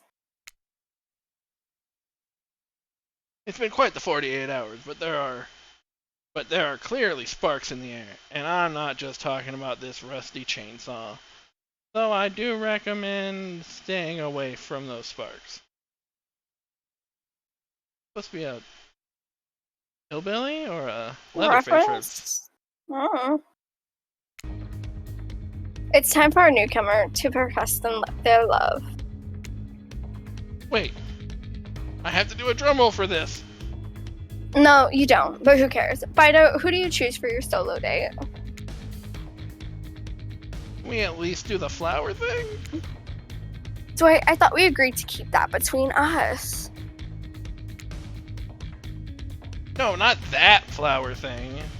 The thing where the suitor gets a flower as a symbol of the contestant's love and affection? Oh, right. I suppose. But no roses. They're such a cliche at this point. Well, that's a good thing, because I tried to pick a rose, but I got an ouchie, so I settled for these. Beautiful. You've done good, Dwight. This is a lovely bouquet. Hope Dwight saved some of those for Claudette. They're a thing, right? They're getting that vibe, too. Just me? Sorry. You got other things to think about right now.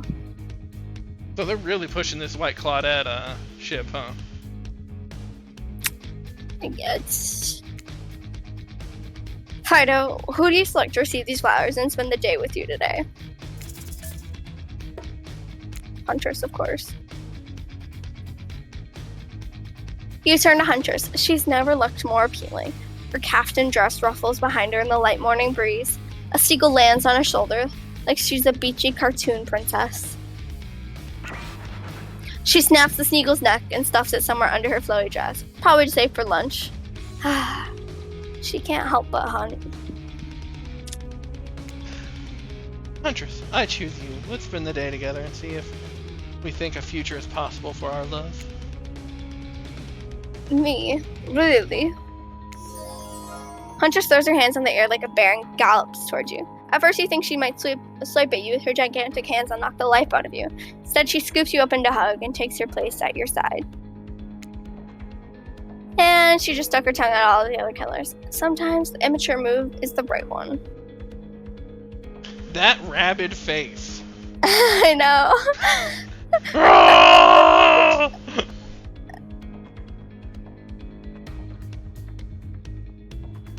Your JPEG is worth something. I just don't want to hear about it. I'm sure it'd be a fun day. Well, just be here, not going to really participate even though survivors matter too, while you go off and have a grand old time. Yep, just Claudette and I, hanging out. No one competing for our love. Wondering what we did in a past life to end up embroiled in this unrelenting misery. But go, have a blast! Huntress eagerly leads you to the yacht to begin your romantic day together. You have to admit, warm, salty air on your skin, the sound of crashing waves. This is a pretty perfect morning, just you and the Huntress. Hey, cuties. Ah, Ocean's here too. Did you know that I'm teeming with flesh-eating bacteria and dead bodies? That pesky Ocean, always killing the vibe. You turn to Huntress. Sure. You sure you're okay here on the ocean? I know you don't like to be out in the open. Something about being here with you makes me feel safe. You both sit down at a beautifully set table on the deck of the boat. A wide spread of mouth-watering breakfast goodies are arranged in front of you. Can we get you anything? You look a bit green. I get extremely seasick. And Chuckster replaced all the items Jazmeowne with party drugs, so... Wait, how did they get here? Weren't they just on the beach consoling the rejected killers? Are there more than 2 of them? You motion one of them over. Well, we'll take a screwdriver. Hold the orange juice. Of course. Hey, can you play this particular song for us? Set the mood. You hand Dwight a piece of paper with the song title written on it. Sure, though I doubt Trapper has it in his vinyl collection. Soon the haunting melody of Huntress's mother's lullaby streams through the yacht's expensive stereo system.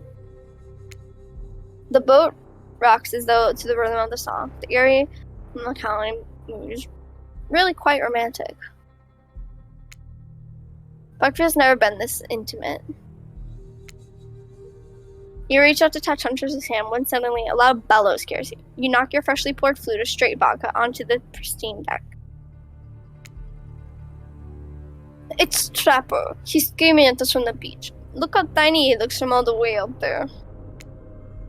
Huntress squishes his head between her fingers like a child and giggles. Damn you both! The chairs you're sitting on are worth more than your lives. Get back here! He's not wrong. Hey, Claudette, take us out further. Aye, Captain. Can she drive a boat? Guess we'll find out. Alone again, nothing but the caw of a seagull and the ominous shadow of a creature lurking beneath the waves.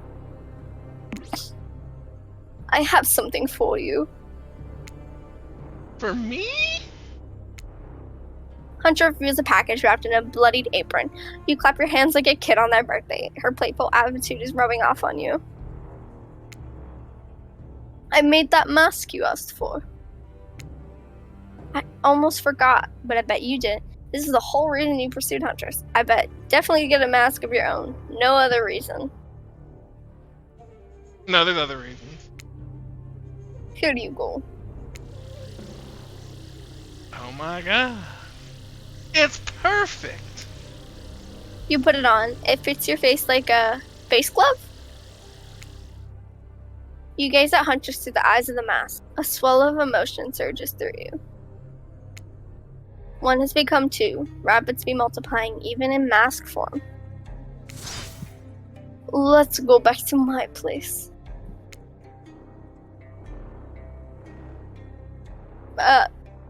Why is it the Huntress? Okay, she downs her screwdriver. That really sounds more like the Spirit's tune. It's definitely not the Huntress's lullaby that she hums. Which, you know they have the right to. They use it in game. Yeah, but also, like, this should be the narrator saying this, not the Huntress. Oh. That's a good point. She downs her screwdriver. Yeah, you got him. The tension is palpable as you enter the cabin. You could cut it with a hatchet. Give me a break. It's day 3 of Killer Jokes. A narrator only has so much mojo. Hunter sits you down at the cleared table in the kitchen. You notice the bloodstains that have crept into every nook and cranny of the wooden planks. What poor creature died on this table? Did they suffer? What do you care if they suffered? Get back in the ocean. Stop backseat ominous narrating. Stay here. Don't move a muscle or hurt. I can hear any mammal's tendons creak as they stretch. It's a gift and a curse. I'll be right back. Oh boy, oh boy. Alone in the cabin. What to do?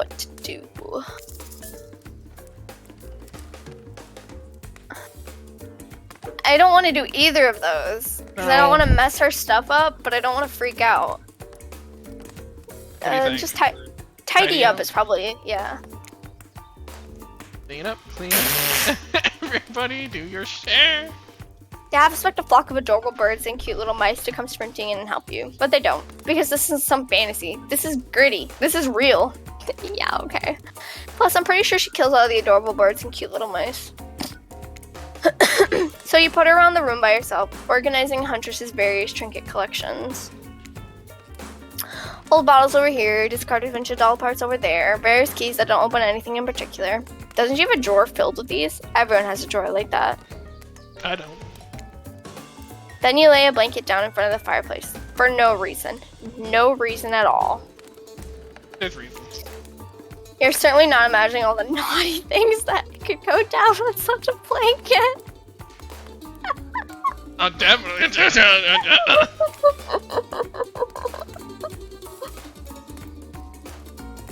What's that in her strong yet delicate hand?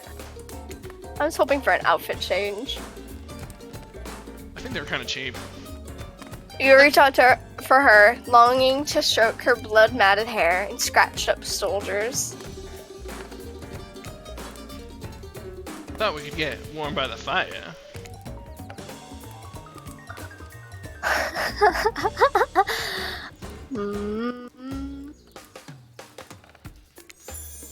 She wags a finger at you, a bunny-licious smirk on her face. Oh my god. Not so fast. Remember when we talked about how there's more going on here? You nod like a little idiot. No, it's not the KFC dating sim for sure. Well, now I know there's something up.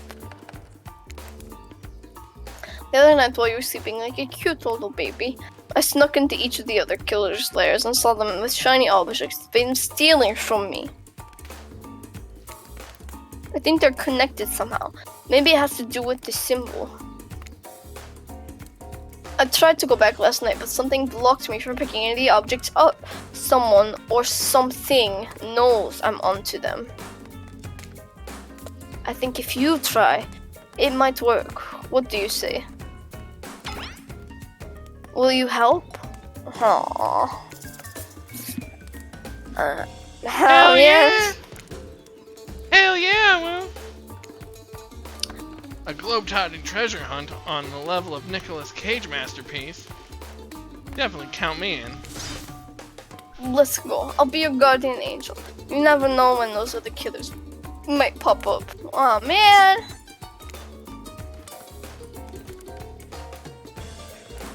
You grab Huntress by the hand and practically trip over your own feet on your way out the door. Feels good to have a quest. Thrilling. Part of you is just wondering how quickly you get through this and impress Huntress. Soon she'll take you in her yoked arms and you'll swoon. Oh, we will swoon. Your childhood crush on Papa is making more and more sense. Oh, wow. Well, I mean, they're not gonna say... Oh, I forgot what his girlfriend's name was. She was a string being. Where do you want to start? There are 4 killers who have stolen from Huntress. You're not going to let them get away with it. Which one will you investigate? Wraith.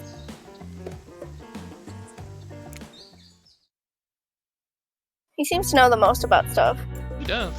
When you arrive at Wraith's oddball hangout zone, you immediately understand why they call it the cosmic dump. They being me, obs. It says that there are items and elements from all over the universe and in space. Also, it's a damned mess. Olive oil.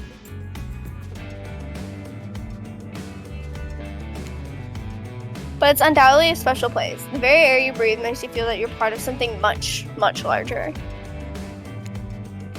I'm going to go hunt us some lunch while you find the object. You'll know it when you see it because it's extremely shiny. Ah, how long have you been standing there? Are we ever really there? I don't have time for your existential crisis today, Wraith.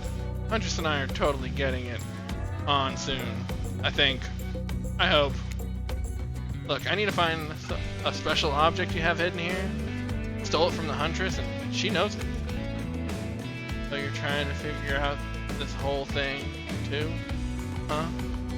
Come check this out. Bit of a subject change, but sure. It's Wraith we're dealing with after all. Wraith leads you to his telescope, though through it you can see a far-off island in the distance.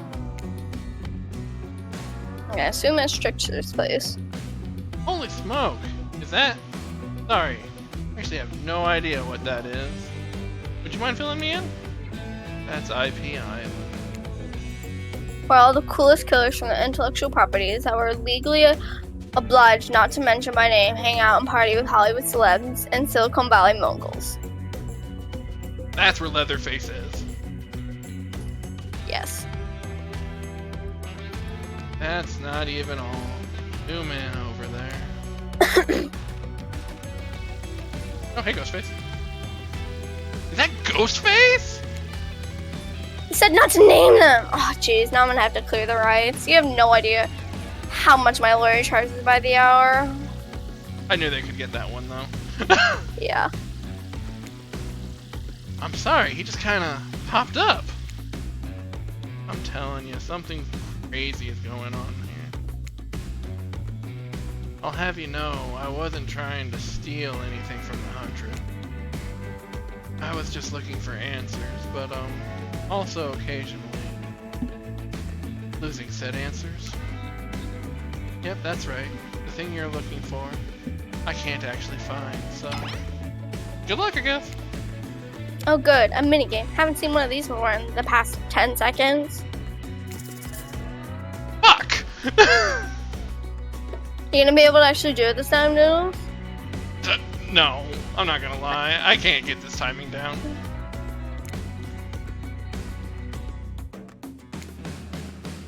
Hey! Perfect. Not bad. Not bad. Especially when they start going like this. Fuck. You missed completely.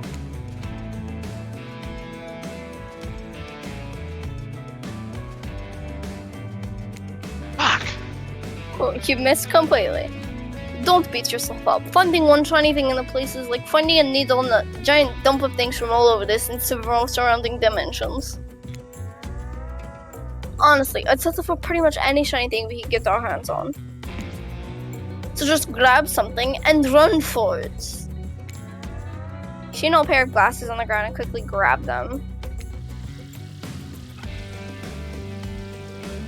It's hard to believe that these little glasses really mean anything special, but a lady like Huntress deserves whatever she wants. You spend a moment imagining Huntress with glasses. Would she wear them over the mask or under? Also missing a lens, so.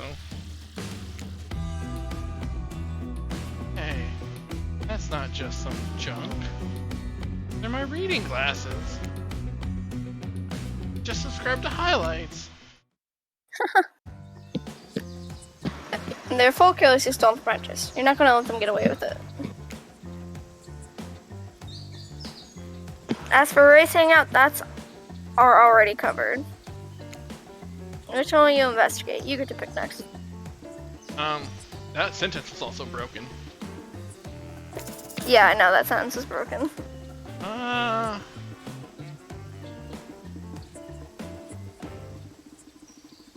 Because I don't want to do his voice for much longer, Trapper.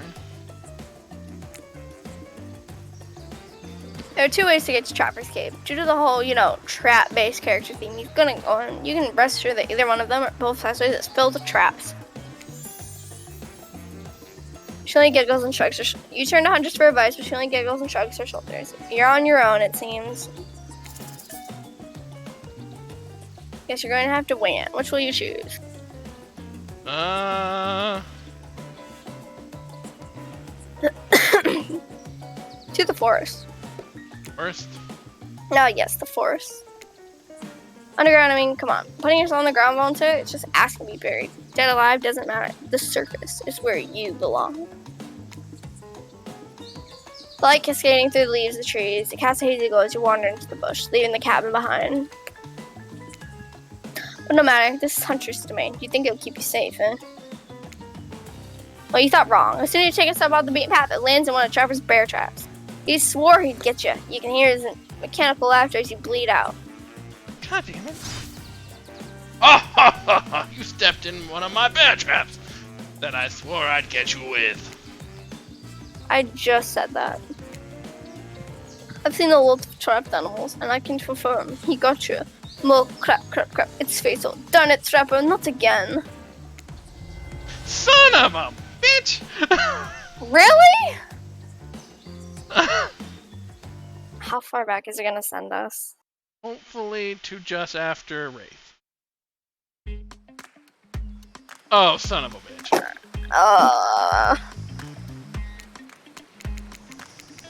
Why so far? That makes no sense.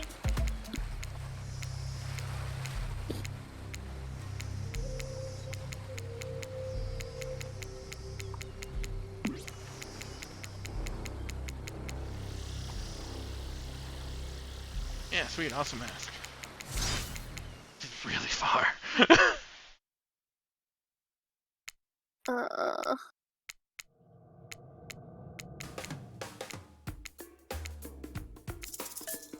Tidy up, right? Uh-huh. I think we're gonna do Trapper first this time. Yeah. Because I think that's the only one that we can die on, hopefully.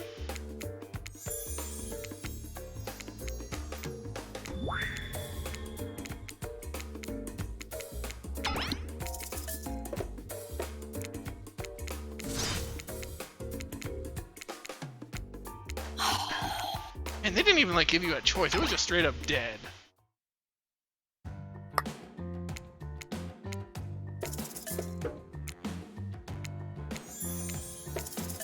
Underground, I guess. Underground, huh? Sounds secretive. No one can stop you if they can't see you. That said, no one can rescue you if they don't hear you scream. And nobody will need to waste time burying you if you're already underground when you die. But you're not gonna die, are you? Sure as hell hope not. Surely a dim-lit tunnel like this must be rife with traps. However, you can manage your way along, distinctly uncaught by any traps, rescue, bear, or otherwise. I know why it was the forest that gets you. Because you can never see the trapper's traps in the grass. Yeah, because it's bullshit. But you can see it when you're on an indoor map.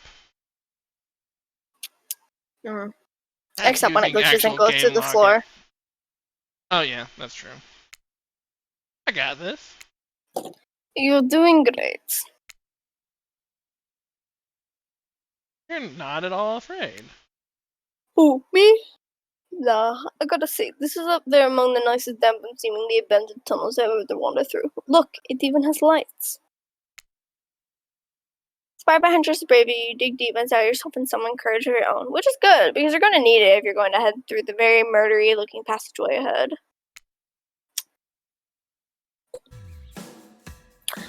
You enter into a humid, shadowy cave. Dripping water echoes all around you. It's definitely not cozy like the cabin you left behind. You wonder, how deep does that pool of shiny water go? Let's get this over with. When your eyes adjust to the darkness, you see Trapper. He leans against the wall of the cave like a detective in an old film noir. I knew you'd come. Trapper, get out of our way, or I'll skewer you and serve you for lunch. You're wasting your time. You'll never find what you're looking for. Unless what you're looking for is a mini game. God damn it. You're gonna have a mini... What? A mini game? How unexpected. How playful. How about you play it right now? Find Huntress' lost shiny thing. Peel them eyes. You're on the hunt now. You got this. You 100% got this. You don't have to lie to me. See? You got it. Oh shit! Look at that. Oh shit! Shit. Not that one.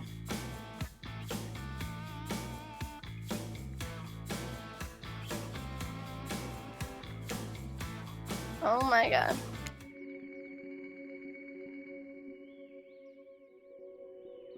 I'm sorry, Huntress. I wasn't fast enough.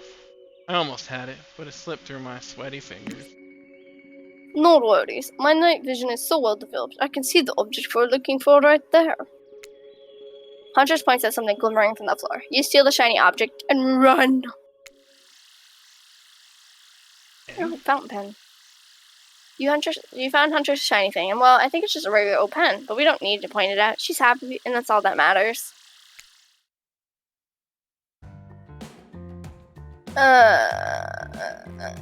There are 4 killers you stole from Huntress. You've been to Trapper's dank little hideaway. Go to Spirit's Lighthouse. Might as well. We know we can't This is die at spook- Rays. Yeah. This place is spooky as heck. Wasn't the beach sunny and beautiful just a moment ago? So you're telling me that your precious shiny thing is up there? It's pretty great, right? Finally a good chance to activate these quads. You don't get legs like this from standing still. But you already know I love a good workout. Running, jumping, climbing, roughhousing. Get that damn shiny thing before your immeasurable horniness melts your brain and it runs down out of your ears already. Yeah, I called it out. It's obvious to everyone. Just own it. I wasn't trying to hide it. So, shall we? Inside the lighthouse, it's so dark that you can barely see the step in front of you. But that's okay, because you got about 100 stairs to practice getting the hang of this in the dark. However, something about the gloomy place is really wearing you out and messing with your otherwise happy, horny aura. You can practically feel your mood going down, down, down as you climb up, up, up, higher into the lighthouse. Before you finally arrive at the top. Spirit, you're looking pretty pleased with yourself. Yeah, I'm getting the hang of this whole being dead thing. Did you really get sadder and closer you got to the top of the tower? That was me, baby. Neat. I've got to share the wealth, and by wealth, I mean unending despair. You're probably here for one of your precious shiny things that I've stolen. Good luck finding it. I'll be over here reading if you need me. Let's find this shiny thing. Anything to brighten the mood in here. Don't miss the treasure. This is a treasure hunt, not a treasure miss. Funny pun there. I hate you, nerd.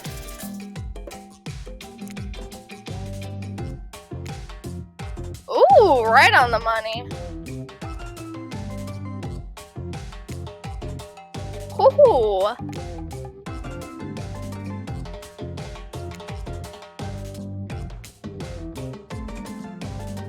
Ah!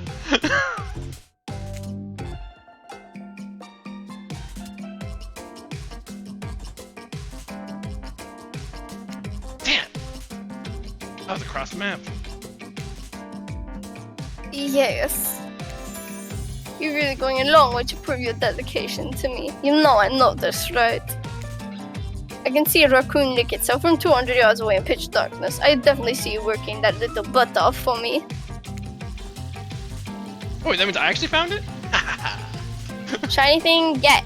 You found a bottle opener? Really? This is a fancy item? Whatever, you're a real team player. Hey. No. Stop. Sphere doesn't even look up from her book. I think it'll be fine if you just peace out.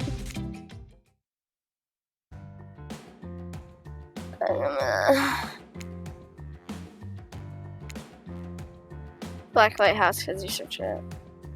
Oh, sorry, it's pretty much the same. Yeah. We just want to do tricksters, or do we want to do race? Yeah, let's go Trickster. Just in case there's a death scene.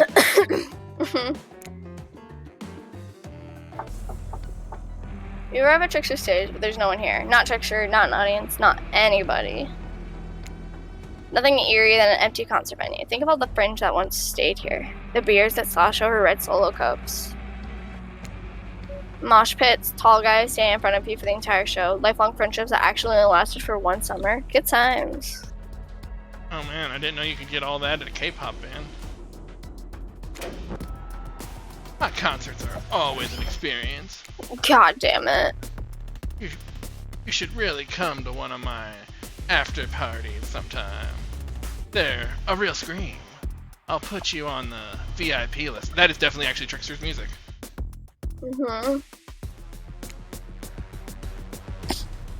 I prefer acoustic Bakalika music. Trickster, I never listened to your music, and I think sampling the sound of people screaming is very been there, done that. Hey, no one talks to Trickster like that. And how do you know about my samples? Somebody's obviously a much bigger fan than they're letting on. Show me where Huntress's shining mysterious object is, or I'll wipe that grin off your face with a chloroform-drenched rag. Way too harsh, my Jazmeowne.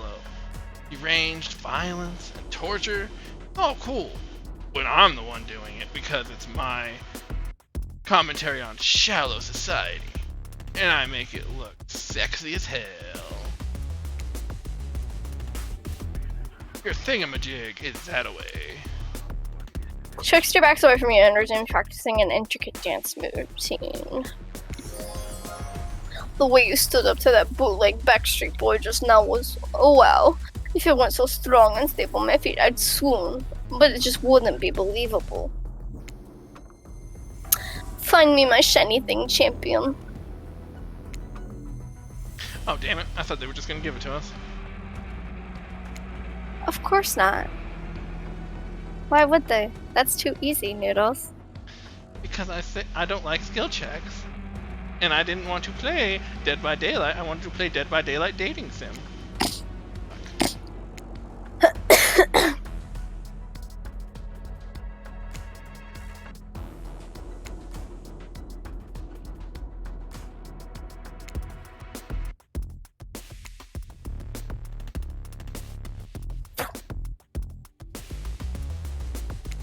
Fuck!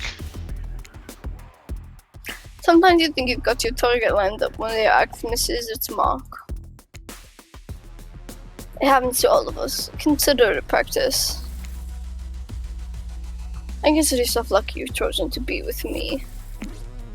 Because I'm an excellent at stealing back what's been taken from me. Huntress grabs something shiny from the ground and sprints away. Well, run! Oh, an actual coin. Oh, what's this? You found a gold coin. A second gold coin. I still have the one from earlier in the game.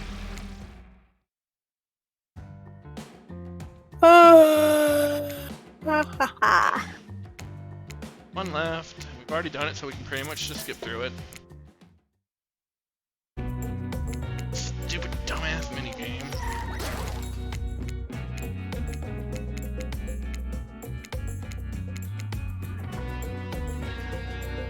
Yep. Smokes. That's IP Island, yeah. Oh, hey, Ghostface. Ghostface! I do like how he had the cameo, which is really funny.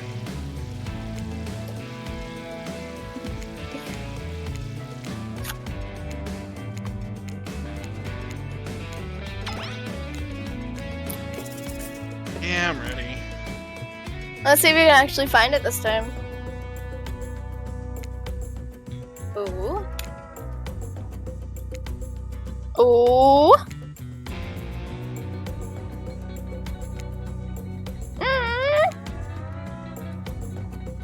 Damn it.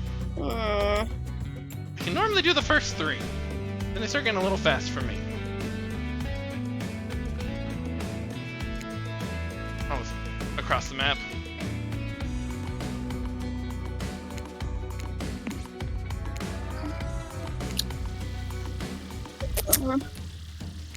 Well, at least we got something.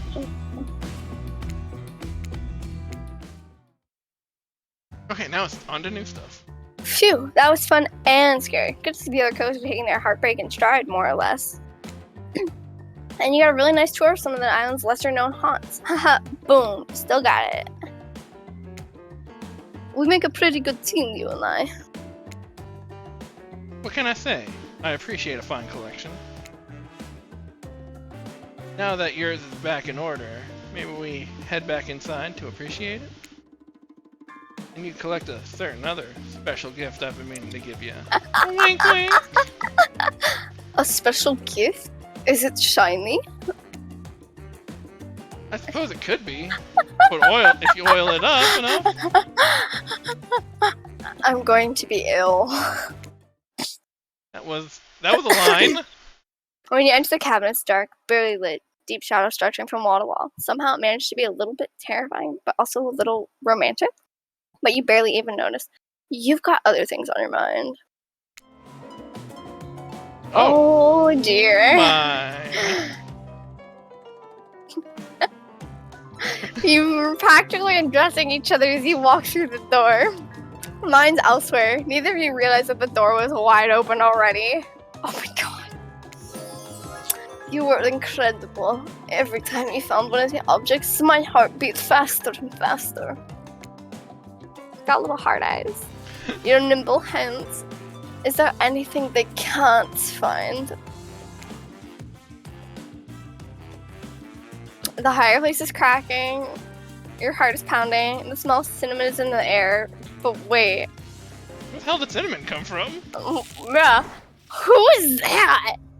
I actually don't know. Huntress quickly pulls your beach cover back on. Aww. Oh no. My darling. That's her mother? Okay. An older Russian woman bearing a striking resemblance to Huntress, warming her hands by the fire. She turns to you and you're shocked to see that she appears to come from a completely different time in history, wrapped in an old, unfamiliar clothes that are completely out of place here at this beach retreat. What the fuck? Oh yeah, it's been pretty fun. I think we're about done. Not thinking you blurt out.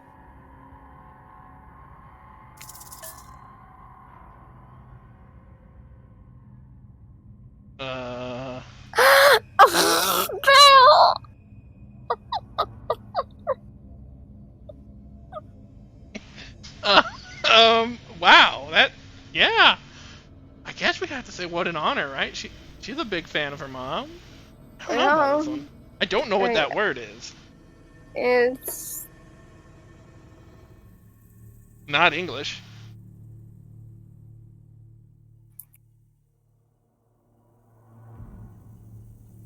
It's a cry of surprise. Oh. Yeah, I think what an honor, right? Is that what you think?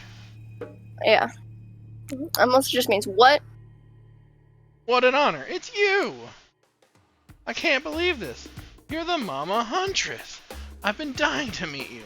Well, nearly. Can I help you with anything? Glass of vodka? A hatchet for revenge on that elk who slayed you? Oh no, my child. I'm quite content. Just happy to know that my little darling's taken care of. Huntress chuckles nervously. Hey, Mama. That invite burst in like they're in prank video. Bet you weren't expecting this on a date. To include meeting her mom. What? Hey, Huntress. How do you feel about your dear Mama coming to interrupt your date? Huntress throws a hatchet directly at the two survivors. It skewers the wall in between them. Without another word, they quickly scurry away. Good girl.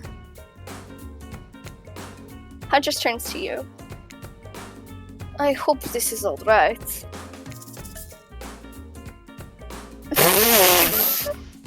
I think I have to do of course. Yeah. Of course it's okay. I give great parent? What? That's what it says, right? I give great parent. Yeah, what the fuck? That's a weird sentence. Huntress breathes a sigh of relief. Just not the mood I thought we were coming back to. But I'm here now. I'm in it. I'm ready to meet your mama. Thank goodness, because my mother's the only person. I mean, most important person in my life. We Russians invented tea. Did you know that? I did not. Mama Huntress shoves a cup in your hand. As you drink your tea with her, the air becomes warm around you. You, Huntress, and her mother sit by the fire and exchange stories and anecdotes. Mama pulls out some old-timey photos of a young Huntress in black and white, holding bloodied animal corpses with a chilling dead-eye stare. You all laugh and eat raw meat of some kind. It's a lovely time, almost like you're back home. You've forgotten that you're on a possibly cursed island atop what is likely some sort of hellmouth. Look, that's not official lore. I just call it like I see it. Every so often, Mama Huntress clutches her stomach and her eyes stare into the middle distance. She mutters some sound as she's reliving the moment she was skewered by an elk. Yeah, the entity's kind of a dick. It's very grim. I like you. Thank you for indulging me in my tea and stories. So tell me, what are your intentions with my daughter, I assume? Something Russian. My darling, maybe, I don't know. Oh, that means bunny. But you guessed that already, didn't you? Or by now you gotten your translator app ready? I'm trying to do shifty eyes. I don't know. On this one. I mean, you guys talked about starting or having kids. Yeah, so I guess.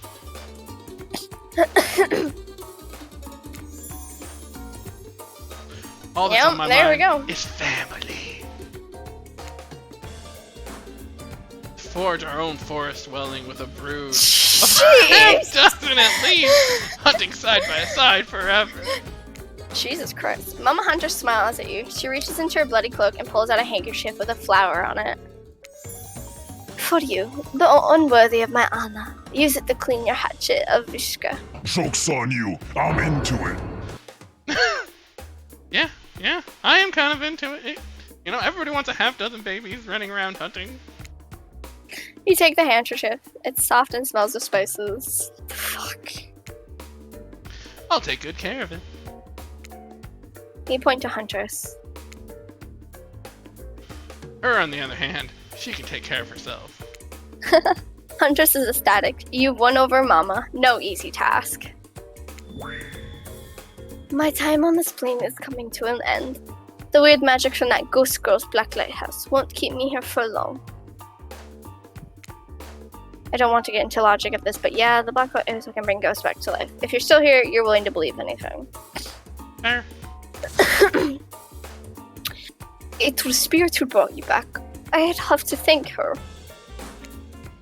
Huntress's mama begins to fade. Huntress cries. You can picture her at 6 years old, lying over her mother's dead body. I fully support this union. I feel good leaving my daughter on this cruel earth with you. That's nice. You share a meaningful look with the mother of your beloved. Mama Huntress fades away, leaving you and Huntress alone again.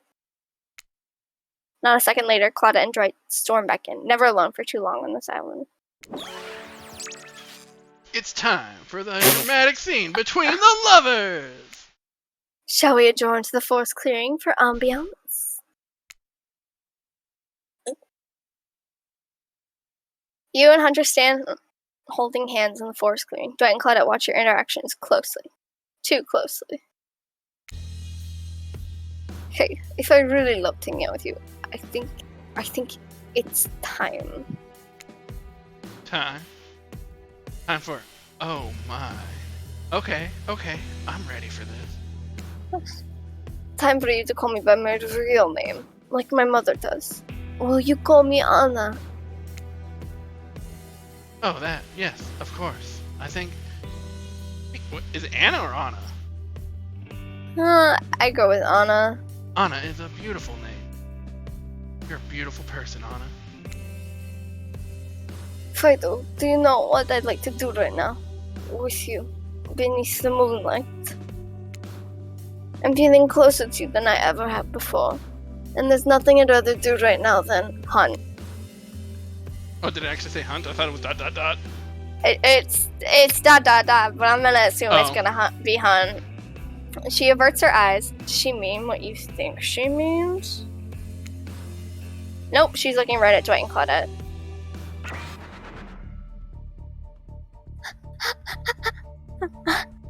Chop up these two fools with you. You know what? Absolutely. My hatchet is as sharp as my love for you. Let's get bloody. It's the gruesome scene as you and the Huntress got caught on this innocent spiders who just wanted to help you guys out. They got annoying. They kept getting in the way, bro. I'm just throwing it out there. They wanted to die? They said it multiple times. Or they wouldn't be reincarnated. Maybe they won't. We were being forced to help you. Can't hear you, hon. On account of the congealing blood in your mouth. You didn't scream. Bitch! Noodles! What? You must scream. Dwight screamed. You must scream. I don't want to scream. I have a roommate, and I don't want to wake him up. Just do it quietly then, bitch. That's about as good of a scream as you can get right now. Yeah, I didn't even hear anything, but okay. Oh, I'm sorry. But you made a quiet mess of the survivors. You and Huntress looked at each other with manic eyes. Shall we return to the cabin? I'd love to get you out of that beach wear and into something a little less there. I thought you'd never ask. There we go. Inside the cabin, Huntress strips off her caftan, revealing every curve of her muscled bod. You follow her lead, disrobing for the first time since waking up here on the island. Yeah, you've been sleeping in your clothes. No judgment. It's a strange new place. You kiss, and yes, if you're wondering, it looks like she's gonna keep the bunny mask on for this sexy time. You know, I also have my bunny mask on. That's fine. We never took it off. This is the part where I skedaddle. Desperate? Decapitation? Sure. Tiger maulings? Love it. Dudes crushing other dudes in car crushers? Gotta have it. But hanky-panky? That I can't handle. I'll leave you horny kids to it. Ah, je ne m'en que c'est beau. I would have never forgotten that. I've learned French, so I know it a bit. Neat. What? Just because Huntress speaks Russian doesn't mean I do. I speak Canadian French. It's a thing. Look it up. Ooh. Wow. Brian's not gonna like that. Brian hates the French Canadians. Because he grew up in Maine and he just thinks they're assholes. I've never really met one, so I don't have an opinion. Am I nervously running my mouth now just to give you 2 time alone in the dark? Maybe. Stop me if you heard of this one. A hillbilly, a doctor, and a clown walk into a bar. Oh my god. That sounds horrible. Who wants to hang out with the clown? Fine, we'll get back to it. Post doing it, you and I just lie together in the warmth of the fire. Everything is so perfect. You imagine Mama Huntress smiling down at you from beyond. That's weird. Well, you know, I did win her over. Then you realize it's pretty gross to imagine her to just watch all of that, and you try to stop thinking about it. That was incredible. You're telling me. The door to the cabin creaks open. You cover yourself with a blanket. Oh god, a severed arm claws its way through the doorway, leaving a trail of blood in its wake. No. We've walked right into the scene from a horror film. As soon as people have sex, they die! Not when I'm around. Huntress procures a hatchet from out of nowhere. Was that in bed with you guys? I wouldn't doubt it. Probably. The wiggling torsos of Dwight and Claudette follow their chopped up limbs. Slowly, the pieces of their bodies start to put themselves back together. No way! What the fuck indeed, my friend? You thought that this island would let us die permanently? Haven't you ever played Dead by Daylight? Come on, we have to get to the final scene. I mean, decision. Didn't we already... What? Claudette and Dwight lead you the Huntress back to the empty beach. You both bask in the glory of being freshly laid.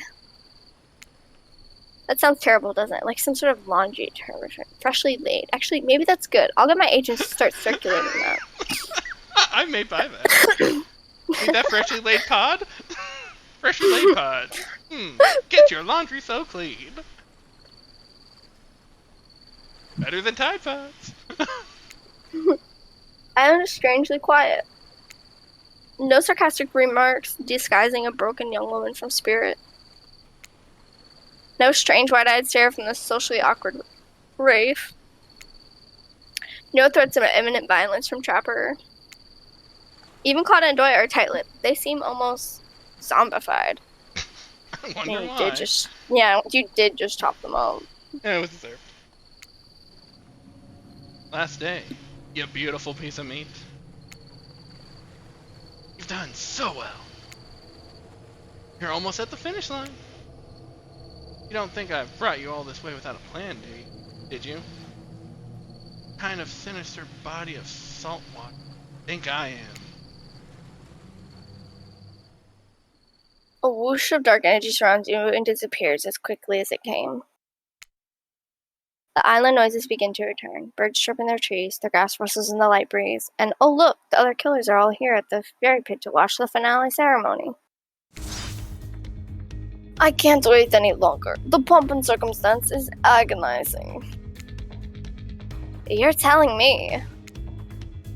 Stick to the script, Claudette. Okay, so Huntress, how do you feel about the newcomer? Are they everything your murderous little heart has ever longed for? Huntress stares you down for an agonizing moment. She steps towards you. My dear, I think that this is true love. Come with me to the Red Forest. Which map? Are we talking about your map or are we talking about Plague's map? Probably hers. Let's hunt the woods together and have a family bursting with babies. We'll raise them as fierce warriors who can defend their family and home. It's just a matter of days. You've gone from being completely alone to being the start of a clan of warriors. I did not see that coming. Ray starts like so clap. No one joins in. Typical. God damn it, Ray!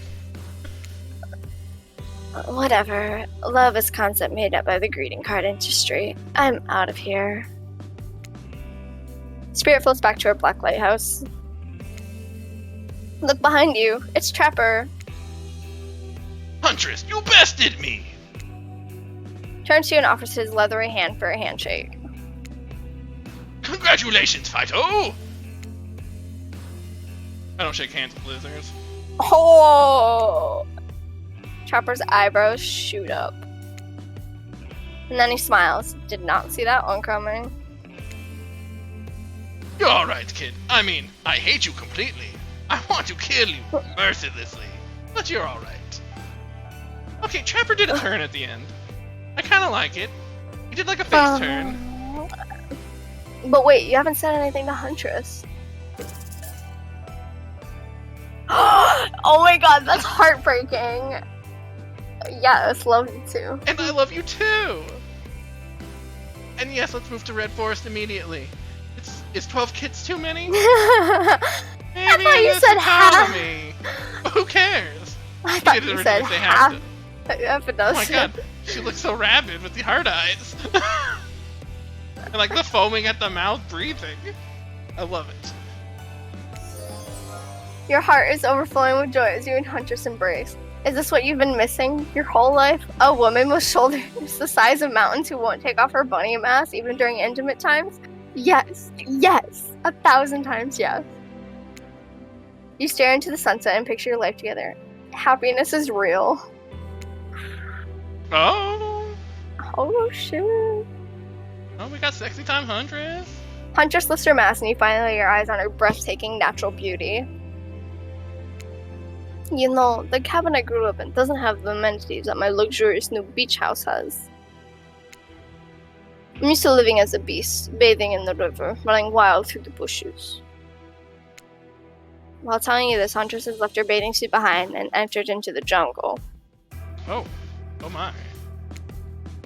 You haven't lived until you've been one with nature. Rawr! Oh, that's gonna get clipped. You chase Huntress into the woods, leaving your own bathing suit behind. The end. Whoa. That was a good, well-timed out little story. And see, behavior didn't even develop it. They honed it off the psyop. Jesus. You gonna make him dance for me? This is gonna be good. Now dance! Dance for your Man, I'm surprised you guys don't do that dance for your anymore. beats. First dance for your beats got today. Dance for your beats. Dance for your beats. Dance, Oh, dance that's a for cool your co-developer beats. logo. Dance I like that for turtle. your beats. Dance for your beats.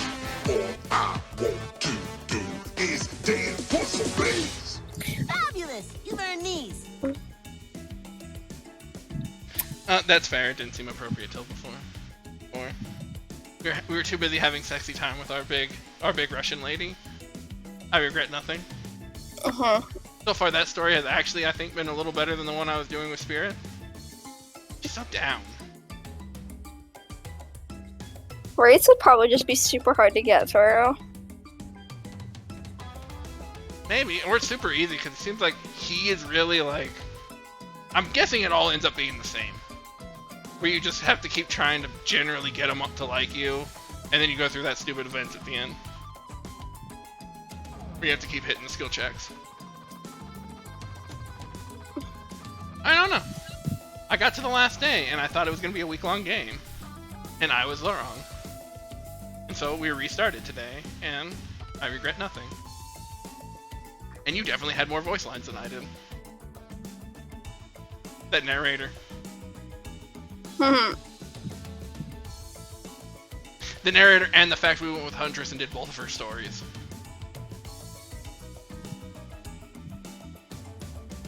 I mean, I don't mind. I like reading. And you're better at it than me. I like your voice acting. It's one of the big things on why I kept coming back to your streams. I think you're really good at it. Thanks. Yeah. You do deserve the shout out. Thank you, Bill. After these, I think we're going to raid somebody out.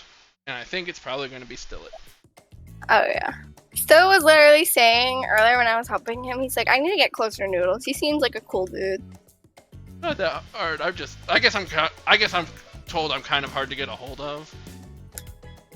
But I that's wouldn't know. I just messaged you and you messaged back eventually. Yeah. Well, so when I was originally setting up my Discord, I turned off notifications thinking it would turn off the little like ones, and it didn't for like when people were going live. And I just don't remember how to turn them back on, and so I get like no sound or anything. And so it's just when I actually check Discord. No. Yes, my little hype man. Okay. He failed. Love my little hype man. I really need to actually set up a raid message. Yeah, I already announced who we're gonna raid, so let's just get to it. Also, Bill. Hey, is he still on? No, Bale's not streaming. I'm just, No, not Bale. Still it. Yeah, he's still streaming. He's not showing up in my quick raid list. He's in the game right now. Bill, question for you. You said I'm on Wednesday and Friday. What you mean by those? You're not able to do those days, or is those your stream days? Oh, there is stream days. Okay, I wasn't sure. Work. Because mine's Tuesdays, Thursdays, because I purposely tried to pick the days where not that many people streamed, but I wasn't conflicting with any of my friends. Because I know a lot of people who stream Wednesday, Friday, Monday. Yeah. Which you also nudes. Even though you're the one that freaking entered the game, you never gave me any time where you'd be free. Oh. How rude. No, because I figured if you put it out there, I'd try to make whatever you did work. I mean, it's looking like Wednesdays or Yeah, I can do Friday Wednesdays. would probably work best, so. And yes, I did enter the game. You saw my 2018 account that has 0 play hours. I've never actually used. That's why I said, I'm like, because you joined the game, but you never gave me a time. And so I was like, come on. Well, so long as it's not Tuesdays, Thursdays, because that's my stream. But you also have to know, because of my work schedule, I'm always technically on call, and so I may have to head out just to do a call real fast so that I can come back in after. Oh, that's fine. Sometimes they're only like a minute or two, sometimes it can be like an hour. It's just the way my job is. It's fine. I have easy ways to counteract that shit. Yeah, because as today, I was late because I was on like an hour and a half call right at the end of my shift, and I'm like, oh, this sucks. Okay, let's start raid button. Let's go raid still it. Because I was going to say, most likely since you guys were streamers, I was going to say if you guys wanted to stream the game, all of you could. That's why I suggested it. I have never played on Roll20, and so I have no idea what it's like, and so I'm probably not the best person to stream it. Because I don't know like what the screen would be or what I need to put up or what other stuff I need. You would literally just have to share like the Roll20 screen. Oh. Yeah, so I was just figured I would just be honorable mention on someone else's stream, which is fine with me. Okay. Well, we'll figure out more about it. Yeah, because I don't know. Am I supposed to already make a character, or are there pre-gens that we're supposed to play? That's gonna be my next thing in the group. If we wanna. Yeah. Okay. Vale's done a lot. I've done a lot. That's what I was gonna talk about next. If everyone wanted to make characters on stream before we play, or I can help everyone make characters in advance. That's. I don't care. I've made plenty of D&D characters. I've just never done Roll20, so. Either is fine with me. And if you want me to roll my stats, I'll roll. If you want me to just do buy, I'll do buy. It's whatever you want. Yeah, we'll figure it out. And we are rating in 5 seconds. Okay, bye, sleep. Everybody have a good Fun. night.